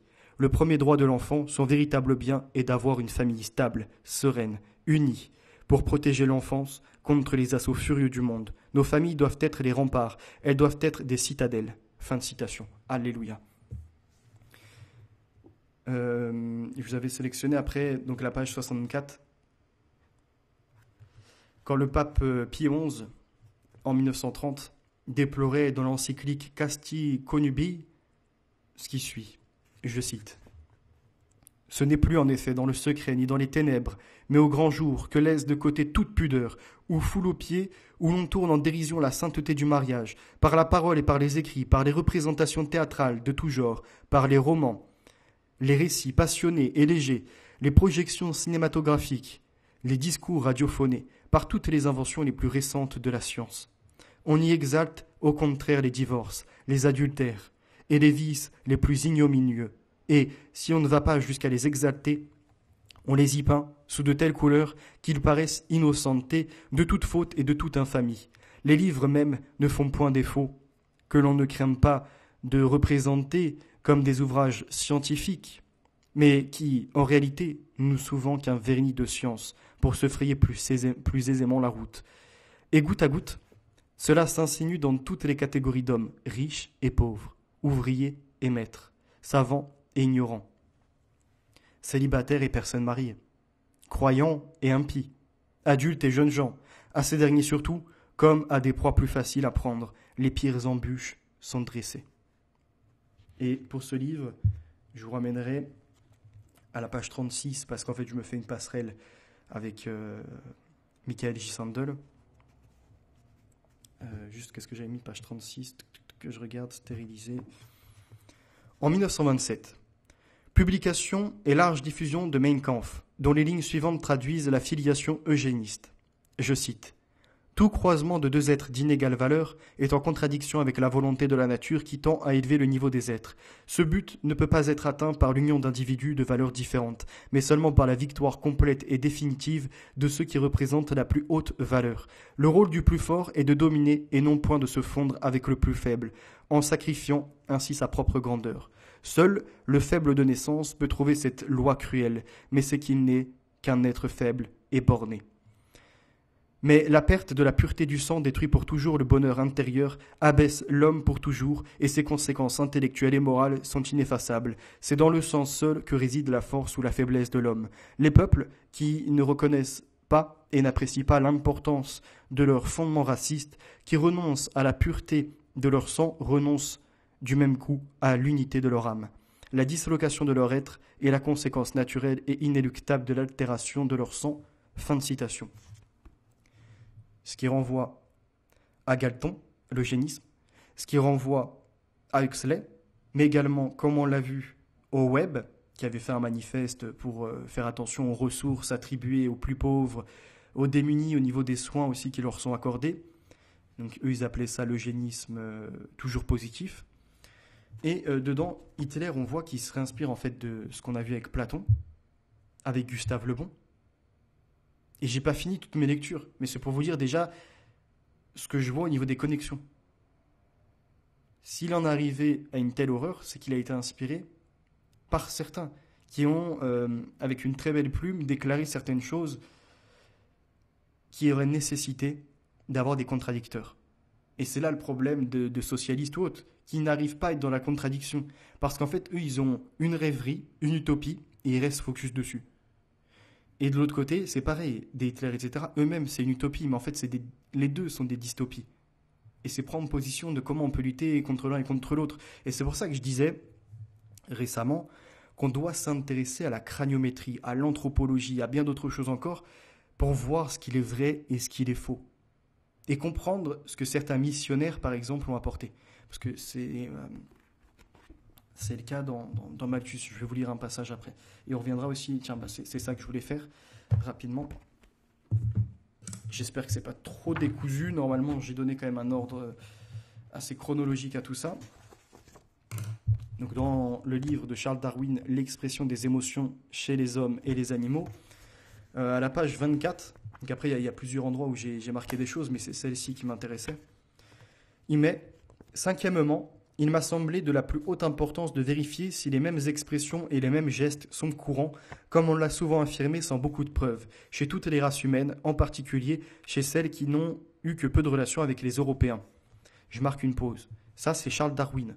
Donc quand on nous dit qu'il n'a jamais reconnu des races différentes, des supérieurs et des inférieurs, c'est un mensonge. Certes, il n'a pas appelé à la sélection, entre guillemets, d'en supprimer certains, mais il a bien fait la différenciation. Et c'est son cousin Francis Galton qui parle d'eugénisme. C'est son ami et fervent défenseur Thomas-Henri Huxley qui portera certainement cette voix par l'héritage qu'il transmettra à ses enfants et petits-enfants, jusqu'à ce qu'on arrive à ce qui nous est pondu UNESCO par Julian Huxley, avec les différences biologiques et les éducations qu'on va apporter aux uns et les autres qu'on va délaisser, qui renvoie à nouveau donc à Platon et à bien d'autres choses encore. Et je peux continuer comme ça à Huxley, donc à Aldous Huxley par rapport au meilleur des mondes. Mais là où j'en viens, c'est qu'il voit bien qu'il déclare que les Européens sont supérieurs, puisqu'il dit « étudions les races humaines, en particulier chez celles qui n'ont eu que peu de relations avec les Européens ». Pour prouver qu'il y aurait une différence. Peut-être de rites inférieurs, de comportements qui seraient plus sauvages, barbares. Et on rappelle le mot barbare à la base même. Et donc j'ai un autre livre sur la race, puisque je m'interroge aussi sur ces événements. Vous voyez, je ne suis pas fermé à différentes choses qui ont pu être présentées. Et ça renvoie au côté hellénistique. Vous voyez, c'est est-ce que tu appartiens à cette société, est-ce que tu parles leur langue. Et dedans, pareil, il développe le côté... comment dirais-je, j'ai les plans en tête, voyez-vous. Enfin, c'est pas grave, ça me reviendra. Mais c'est le côté de Dans un premier temps, le barbare, c'est celui qui parle pas la langue. Et après, je crois que c'est avec Xerxès, un truc comme ça. C'est au moment où ça va se confronter que là, ça va partir plus loin. Et c'est vraiment celui qui n'est pas de ton peuple. Parce que ça attache une connotation négative de celui qui est méchant, qui est prêt à commettre le crime et d'autres vices encore. Mais je vous avoue que j'ai plus assez de mémoire sur ce livre pour en faire la présentation de tête. Il me faudrait le support. Mais bon, à nouveau, vous comprenez, on peut les recouper. Toutes les fois que les mêmes mouvements des traits ou des corps expriment les mêmes émotions chez plusieurs races humaines distinctes, nous pouvons en inférer, avec une grande probabilité, que ces expressions sont vraies, c'est-à-dire sont innées ou instinctives. Des expressions ou des gestes conventionnels acquis par l'individu au début de sa vie auraient été probablement différents dans les différentes races. De la même manière, par les langues de celles-ci sont différentes. Tu vois, de la même manière que les langues de celles-ci sont différentes. C'est pourquoi, au début de l'année 1867, j'ai fait imprimer et circuler le questionnaire suivant, avec cette prière qui fut pleinement exaucée, que l'on y apporta des réponses fiables fondées sur des observations réelles et non sur la mémoire. Donc des gens qui étaient missionnés pour ça. Ce questionnaire fut rédigé longtemps après que mon attention eut été occupée par d'autres objets, et je me rends compte à présent qu'il aurait pu être grandement amélioré. À certains des derniers exemplaires, j'ai ajouté manuscritement quelques remarques additionnelles. Je cite. En 1. L'étonnement s'exprime-t-il en ouvrant tout grand les yeux et la bouche et en levant les sourcils ? 2. La honte provoque-t-elle un rougissement quand la couleur de la peau permet de voir celui-ci, et en particulier, quelle est sur le corps l'étendue de ce rougissement ? En 3. Quand un homme s'indigne ou lance un défi, fronce-t-il les sourcils, redresse-t-il le corps et la tête, écarte-t-il les épaules et serre-t-il des poings ? En 4. Quand il réfléchit profondément sur un sujet ou essaie de résoudre une énigme, fronce-t-il les sourcils ou plisse-t-il la peau qui est au-dessous des paupières inférieures ? En 5. Quand il est abattu, les coins de sa bouche s'abaissent-ils et les extrémités intérieures des sourcils sont-elles relevées par ce muscle que les Français appellent muscle de la douleur ? Dans cet état, le sourcil devient légèrement oblique et se renfle un peu à son extrémité intérieure et le front se plisse transversalement dans sa partie moyenne, mais pas dans toute sa largeur, comme lorsque les sourcils se lèvent sous l'effet de la surprise. Et après, il y a encore plein d'autres critères dont je vais vous passer les détails, mais on est sur, ça porte son titre, l'expression des émotions chez l'homme et les animaux, est-ce que c'est inné ou bien héréditaire ? Et il y a certains comportements qui semblent être un héritage. Et donc il en vient là, après, à la différence des civilisations et la suite. Je vous avoue, pareil, cette lecture date un peu, j'avais quelques marque-pages, mais je n'ai pas l'intégralité. Donc on en revient à celui-ci. Donc on est à 1h27, je pense je n'aurai pas le temps de tout faire aujourd'hui, on s'arrêtera peut-être de la ville au technocosme, et on gardera l'ultime transgression, donc refaçonner l'homme, qui sera le titre, certainement, de ce dernier épisode qui adviendra par la suite. Le 31 décembre 1933, dans une allocution consistoriale, le pape Pie XI condamne la loi nazie de stérilisation et d'eugénisme. Cette condamnation sera renouvelée le 24 mai 1935 devant le Congrès international des hôpitaux. Donc les chrétiens n'ont jamais soutenu les nazis et leur sélection artificielle, leur destruction de l'être humain et surtout la stérilisation et l'eugénisme. Mais si je prenais cette référence, hop, que je regarde ça à peu près ici, je regarderai après, à la fin du direct, si j'ai bien remis la page où j'étais. Ça nous envoie à Michael Sandel, page 87, tac. Toujours les socialistes, mais qui se penchent aussi sur un travail où on devrait prendre position, parce qu'il ne s'agit pas seulement de dénoncer l'atroce, il faut voir comment on gère une situation catastrophique. Et là, on est sur des espèces pour se faire stériliser. Vous captez le jeu de mots. Des espèces, les billets, et puis des espèces, à la fois, on en revient aux animaux. Chaque année, des centaines de milliers de bébés naissent de mères toxicomanes. Ces nouveau-nés ont été parfois si intoxiqués in utero qu'ils présentent un syndrome de sevrage néonatal, et nombre d'entre eux seront maltraités ou délaissés. Quand ils ne sont pas placés, ils se retrouveront avec des parents toxicomanes qui peut-être ne leur apporteront pas suffisamment de nourriture, viendront à les battre ou viendront encore à les mettre dans des réseaux criminels ou par cette intoxication, dès la naissance, les auront placés dans un état d'handicap. Il y a un sujet. Mais que faisons-nous? C'est-à-dire que là, on est non pas dans la solution, dans le soin, on est dans la destruction du malade. Vous voyez, on n'enlève pas la maladie, on éradique le malade. En l'occurrence, là, le malade toxicomane, on ne va pas lui trouver une solution. On va lui dire, tiens, on te donne un peu de sous, t'avortes, et comme ça, en fait, avec ces sous, on laisse présager qu'il pourra se procurer de la drogue, qu'il pourra continuer à se shooter, quoi, jusqu'à ce qu'il en vienne à clamser. Barbara Harris, fondatrice de l'organisation caritative Project Prevention, a imaginé une solution fondée sur le marché. Son association domiciliée en Caroline du Nord offre $300 en espèces aux consommatrices de stupéfiants qui se font stériliser ou utilisent un mode de contrôle des naissances à long terme. Plus de 3000 femmes ont accepté cette proposition depuis qu'elle a lancé ce programme en 1997. Pour les opposants à ce projet, il est moralement répréhensible de verser un bakshish en échange d'une stérilisation. Inciter financièrement des drogués à renoncer à leur capacité reproductive équivaut selon eux à exercer une coercition d'autant plus irrésistible que ce programme cible les habitantes vulnérables des quartiers pauvres. Plutôt que d'aider les intéressés à surmonter leur addiction, la somme qu'elles reçoivent la subventionne. C'est ton plein également. Je cite. « Ne laissez pas une grossesse gâcher votre toxicomanie », recommandait un dépliant publicitaire. Et là, ce qui est à comprendre, c'est que la personne qui est malade à l'instant, on l'a condamnée à vie. On voit qu'elle est toxicomane, on n'essaie pas de la soigner. Au contraire, on l'enfonce et surtout, on lui fait comprendre que ça y est.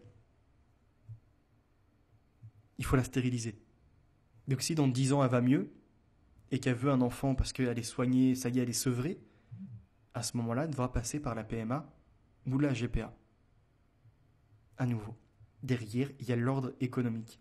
S'ils font ce genre de démarche, c'est jamais du côté caritatif, gratuit, bénéfique pour l'humain. C'est qu'ils voient qu'ils pourront investir ailleurs. Je trouve ça atroce. Page 125. Comme on arrive à cette idée d'une terre finie, d'une population augmentant, de problèmes de santé, de toxicomanes, d'handicapés, et de gens qui ne prennent pas soin également de leurs enfants, de personnes qui viennent à se séparer et donc créer un chaos familial, alors il y a l'idée qui est présentée d'un permis procréatique, donc de pouvoir procréer grâce à un permis. Et on arrivera également, vous voyez, ces animaux qui sont maltraités. Le commerce déjà animal, il me semble, va être interdit. Ou l'est déjà, je ne sais plus. Donc tout est légiféré. Derrière, si demain tu voudrais un animal, tu ne l'achèteras pas. En fait, tu passeras certainement par une formation payante. En fait, tu achèteras l'animal de façon insigneuse, tu sélectionneras celui que tu veux, mais pour l'obtenir, il te sera donné gratuit à la suite d'un permis, comme quoi tu as été, pas enseigné, mais comment dirais-je, on t'a donné les cartes en main, d'accord? On t'a mis une formation pour savoir comment prendre soin d'un chat, d'un chien ou d'un autre animal encore. Ensuite, tu dois mettre en pratique. Et à la suite de ces ateliers, tu auras ton titre qui te sera délivré et qui te permettra d'obtenir l'animal que tu désirais. Avec peut-être un contrôle une fois de temps en temps. Ils arrivent à mettre des permis partout. Même, il me semble, pour les trottinettes, ils travaillent sur ça. Pour les vélos, pareil. Ils travaillent au moins sur le fait d'assurer les vélos. Ils arriveront au moment où ils mettront un permis. Donc on a eu le pass sanitaire, le pass écologique. Il y aura un pass pour avoir un animal au nom du bien-être et de tous ceux qui les ont abandonnés ou qui leur ont carrément, ils les ont privés de nourriture ou privés de sortie ou ce genre de choses.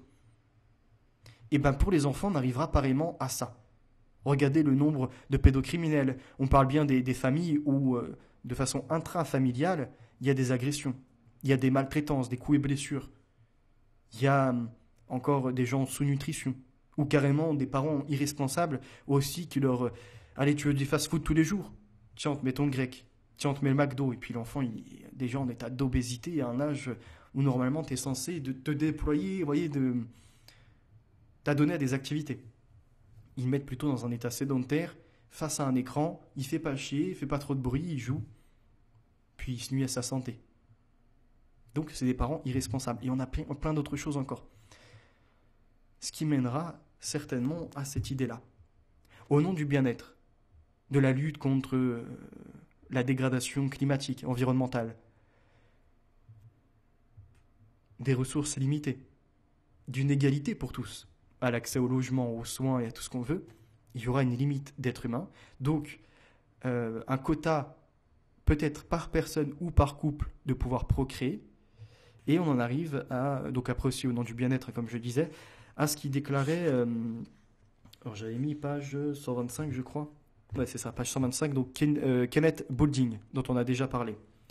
Plusieurs économistes occidentaux ont assez curieusement plaidé en faveur d'une approche du contrôle des naissances. On rappellera le livre de Margaret Sanger, il me semble que c'était comment ça s'appelait ? Je sais plus, en anglais c'est Bird quelque chose, il me semble, Bird contrôle des naissances, bref, j'ai plus le nom en tête, et comme je suis très mauvais en anglais, je vous l'accorde, ça c'est quelque chose que je dois travailler. Donc plusieurs économistes occidentaux ont assez curieusement plaidé en faveur d'une approche du contrôle des naissances fondée sur le marché qui est étonnamment similaire au système à base de frais que les gouvernants chinois essaient d'éviter. Ces économistes ont poussé les pays qui ont besoin de limiter leur population à délivrer des permis de procréer négociables. Kenneth Boulding a remarqué, dès 1964, que des licences de procréation monnayables permettraient de régler le problème de la surpopulation. On rappelle, Kenneth Boulding, en relation avec, dans ces mêmes années, le Club de Rome, qui avait établi le document, comment il s'appelait ? Manuels ou quelque chose comme ça, justement sur le catastrophisme, l'alarmisme, c'est la fonte des glaciers, c'est la pollution environnementale, c'est une population grandissante, qu'allons-nous faire, merde ? Et bien là, Kenneth Boulding, donc lui proposait dès 1964 de régler le problème avec des permis de procréer qui seront plus payants. Donc un certificat que chaque femme recevrait, ou deux selon la politique retenue, qui lui donnerait le droit de devenir mère, puis ensuite elle serait libre d'en faire usage ou de le vendre au tarif en vigueur. Donc il a imaginé ça, que les adultes impatients d'avoir des enfants pourraient acheter les certificats que les pauvres, ceux qui ne peuvent pas subvenir déjà à leurs propres besoins, alors un enfant, sans les aides de l'État, c'est inimaginable, les bonnes sœurs, celles qui ont fait un vœu pieux, les tantes restées vieilles filles, donc pareil, qui en soi ne sont pas données à des sexualités quelconques, et qui pourraient justement vendre sur le marché ces titres de procréation. Et pourquoi pas ces cibles aux LGBT, à ceux qui sont en polyamour, à 4 hommes, 5 hommes qui sont ensemble, mais qui veulent éduquer des petits gamins. C'est dérangé, mais qui pourront l'obtenir par ces droits de procréation, ces titres qu'ils pourront employer sur le marché, comme ce sont des hommes, à la gestation pour autrui. Acheter ça et acheter là, et en fait on est vraiment dans un ordre du biocapital, de l'économie, comme le disait Céline Lafontaine également, ou encore Blanche Streb. J'ai tellement de références que j'espère ne pas perdre les gens. Je propose d'arriver à ça, et après on va voir, parce qu'on est déjà à 1h37. Donc on a vu. Tout est reproduit de façon artificielle. À partir du moment où on bascule sur l'ordre de fécondation in vitro, on passe par les laboratoires des scientifiques qui peuvent, en dehors du liquide amniotique, déjà prélever quelques cellules. Donc le liquide amniotique, vous savez, c'est dans le ventre de la femme, c'est là où le fœtus, l'embryon, le bébé baigne. D'accord ? Et après, ça lui apporte, c'est sa protection, on va dire. Ça lui apporte tous les nutriments, tout ce qui va être bon, etc. À l'époque, pour faire un dépistage prénatal, donc, c'est-à-dire prélever quelques cellules du bébé qui est encore dans le ventre, il fallait insérer une aiguille, percer le liquide amniotique en faisant attention, voyez-vous, que ça n'entraîne pas d'infection ou encore d'autres dommages pour le développement du bébé, prélever quelques petites cellules et les faire analyser par des batteries de tests. Aujourd'hui, ils ont amélioré les techniques et ils ont un dépistage pré-implantatoire. Donc là, cette fois-ci, l'embryon n'est pas encore dans le ventre de la femme. Il est dans un laboratoire, on peut dire, on appelle ça les bébés éprouvettes. Et ils vont prélever, ils vont faire analyser. Si par exemple, il y a une maladie, alors aujourd'hui c'est trisomie 21, mais demain ça sera autre chose, la myopie ou d'autres problèmes encore, et bien les parents, on va les voir, on fait le point. Vous avez 3 embryons. Il y en a un où on a décelé une probabilité de cette maladie-là. Est-ce que vous voulez le conserver? Ah non, ça va nous faire chier, nous aujourd'hui, on est déjà assez occupés, on a une visée de progression professionnelle. Donc non, allez-y, mettez-le à la poubelle. En gros, c'est ça. Sauf qu'en plus, l'embryon n'est pas détruit, il est renvoyé après à des laboratoires qui peuvent faire des expériences ou récupérer les cellules. On est vraiment dans la marchandisation de A à Z. Et euh, on a comme ça donc l'idée de refaçonner l'homme, comme je l'ai dit, hein, par ses permis, par les normes imposées, au nom du bien-être, l'ARN messager, par exemple, par la suite, affaire avec CRISPR-Cas9, ciseaux-génétique, et c'est là où on en arrive à Tali, l'artefact, enfin même les multiples artefacts où l'homme consomme l'homme. Il redevient cannibale. Et d'ailleurs, dans cet ordre cannibale, il y a même certaines personnes dérangées qui aujourd'hui consomment le placenta. Ils ont même sorti des bouquins. Comment cuisiner le placenta, faire tel et tel livre. Pour eux, les mères qui viennent juste d'accoucher. C'est dérangeant, mais c'est le monde actuel. Et comme on sort de l'ordre naturel, on arrive même à avoir des faux environnements, des fausses relations, de la vie et le technocosme. Donc, comme je vous disais, il y avait plusieurs sous-titres. Celui-ci, c'est le meilleur des mondes. Dedans, qui est d'ailleurs très bien écrit, même s'il y a certains passages assez complexes.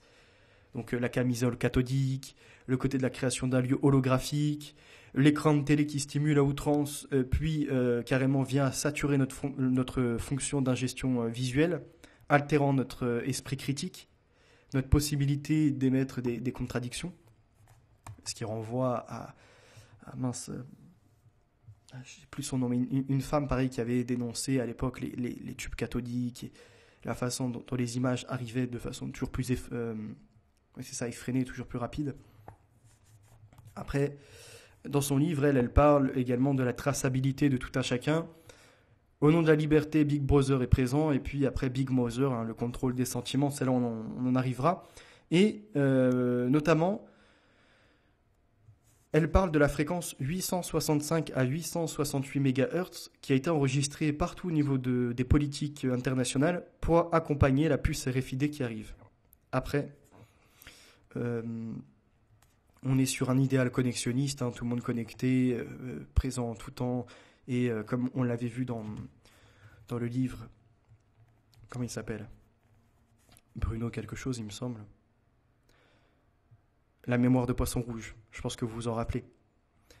Dedans, il nous disait justement ce côté de l'homme qui à l'époque avait une notification pour les choses vraiment urgentes. Aujourd'hui, il est sollicité de partout, quoi. Publicité, un ami qui a posté quelque chose, même les éléments, on va dire, sur lesquels en soi on pourrait passer à côté, deviennent importants. Donc après, il y a différentes choses, hein. L'architecture, l'accroissement continu, figure spatiale, ok, donc la tendance est au désir de tout agrandir. Ivan Illich a dénoncé la logique contre-productive, mais on en arrivait à ça.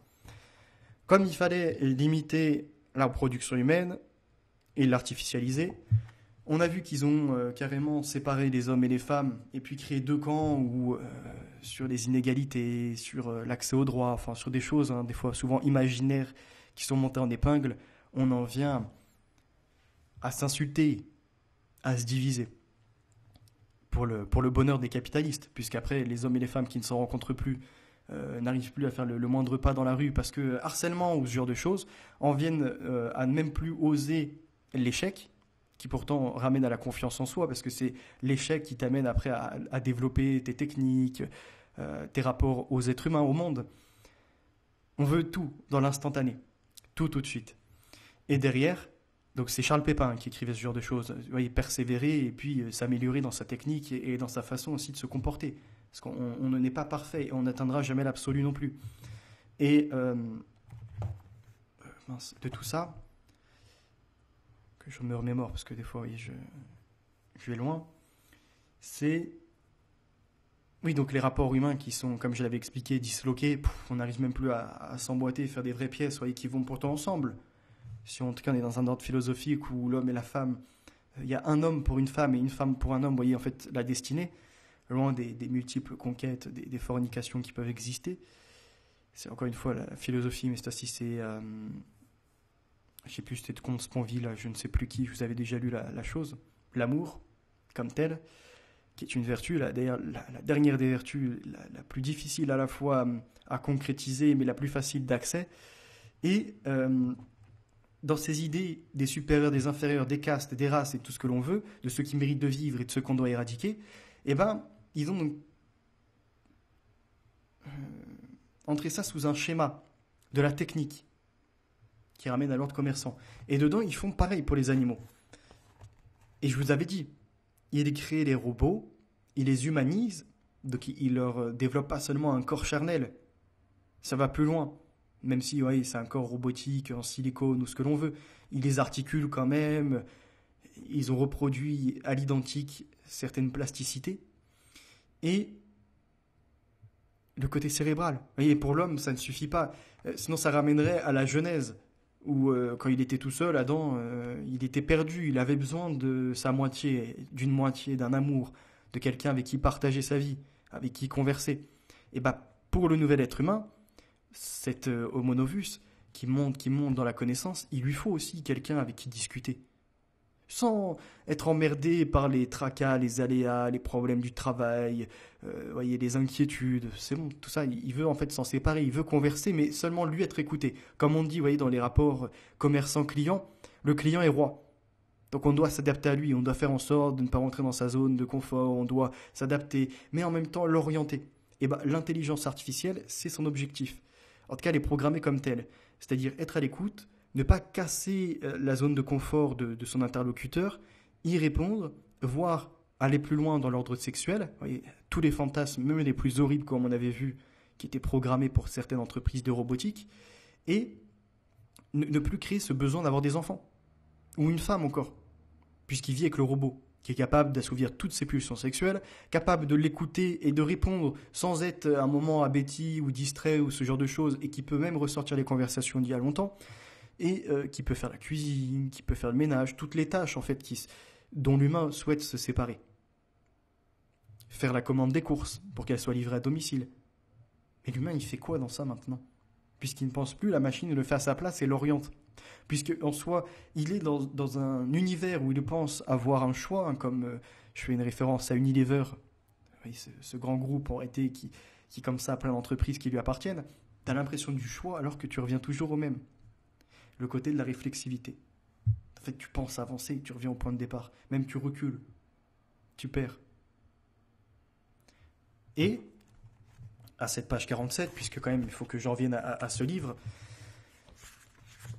dedans, il est dit, pouvons-nous nous affranchir et affranchir notre existence individuelle et collective de tout ancrage dans la trame inconsciente de la vie qui émerge de la nature ? Nous aménageons notre quotidien de manière si performante que s'estompe, accaparé, que nous sommes, par ce projet de maîtrise rationnelle de l'existence, l'enjeu d'une telle recomposition des paramètres de la vie humaine. Dans la joie préfabriquée du chien Aibo, nous percevons ce risque d'une possible illimitation du processus d'instrumentalisation de la nature. À l'orée du technocosme, cet effacement progressif de toute présence vivante, non technique, non fabriquée par l'homme, acte un effacement fondamental car lié à ce fond d'existence immense que nous avons partagé avec les animaux et dont nous nous trouvons soudainement dégagés ou orphelins. Nous sommes déjà entourés d'automates quotidiens. Demain, humanoïdes et robots, créés pour nous servir, habiteront avec nous une cité encore bien plus artificielle, étrange enjeu, alors que celui d'une planète désertifiée, appauvrie biologiquement, et de la multiplication de nouvelles relations affectives avec ces robots.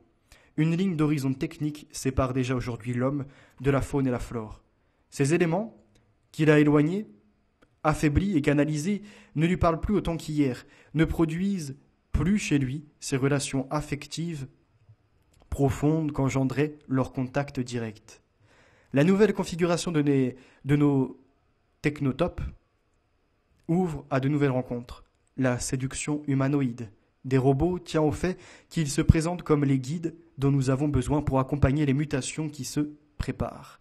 Mais leurs yeux de plastique et leurs visages sans profondeur nous laissent-ils entrevoir un univers désirable ? Telle est la question.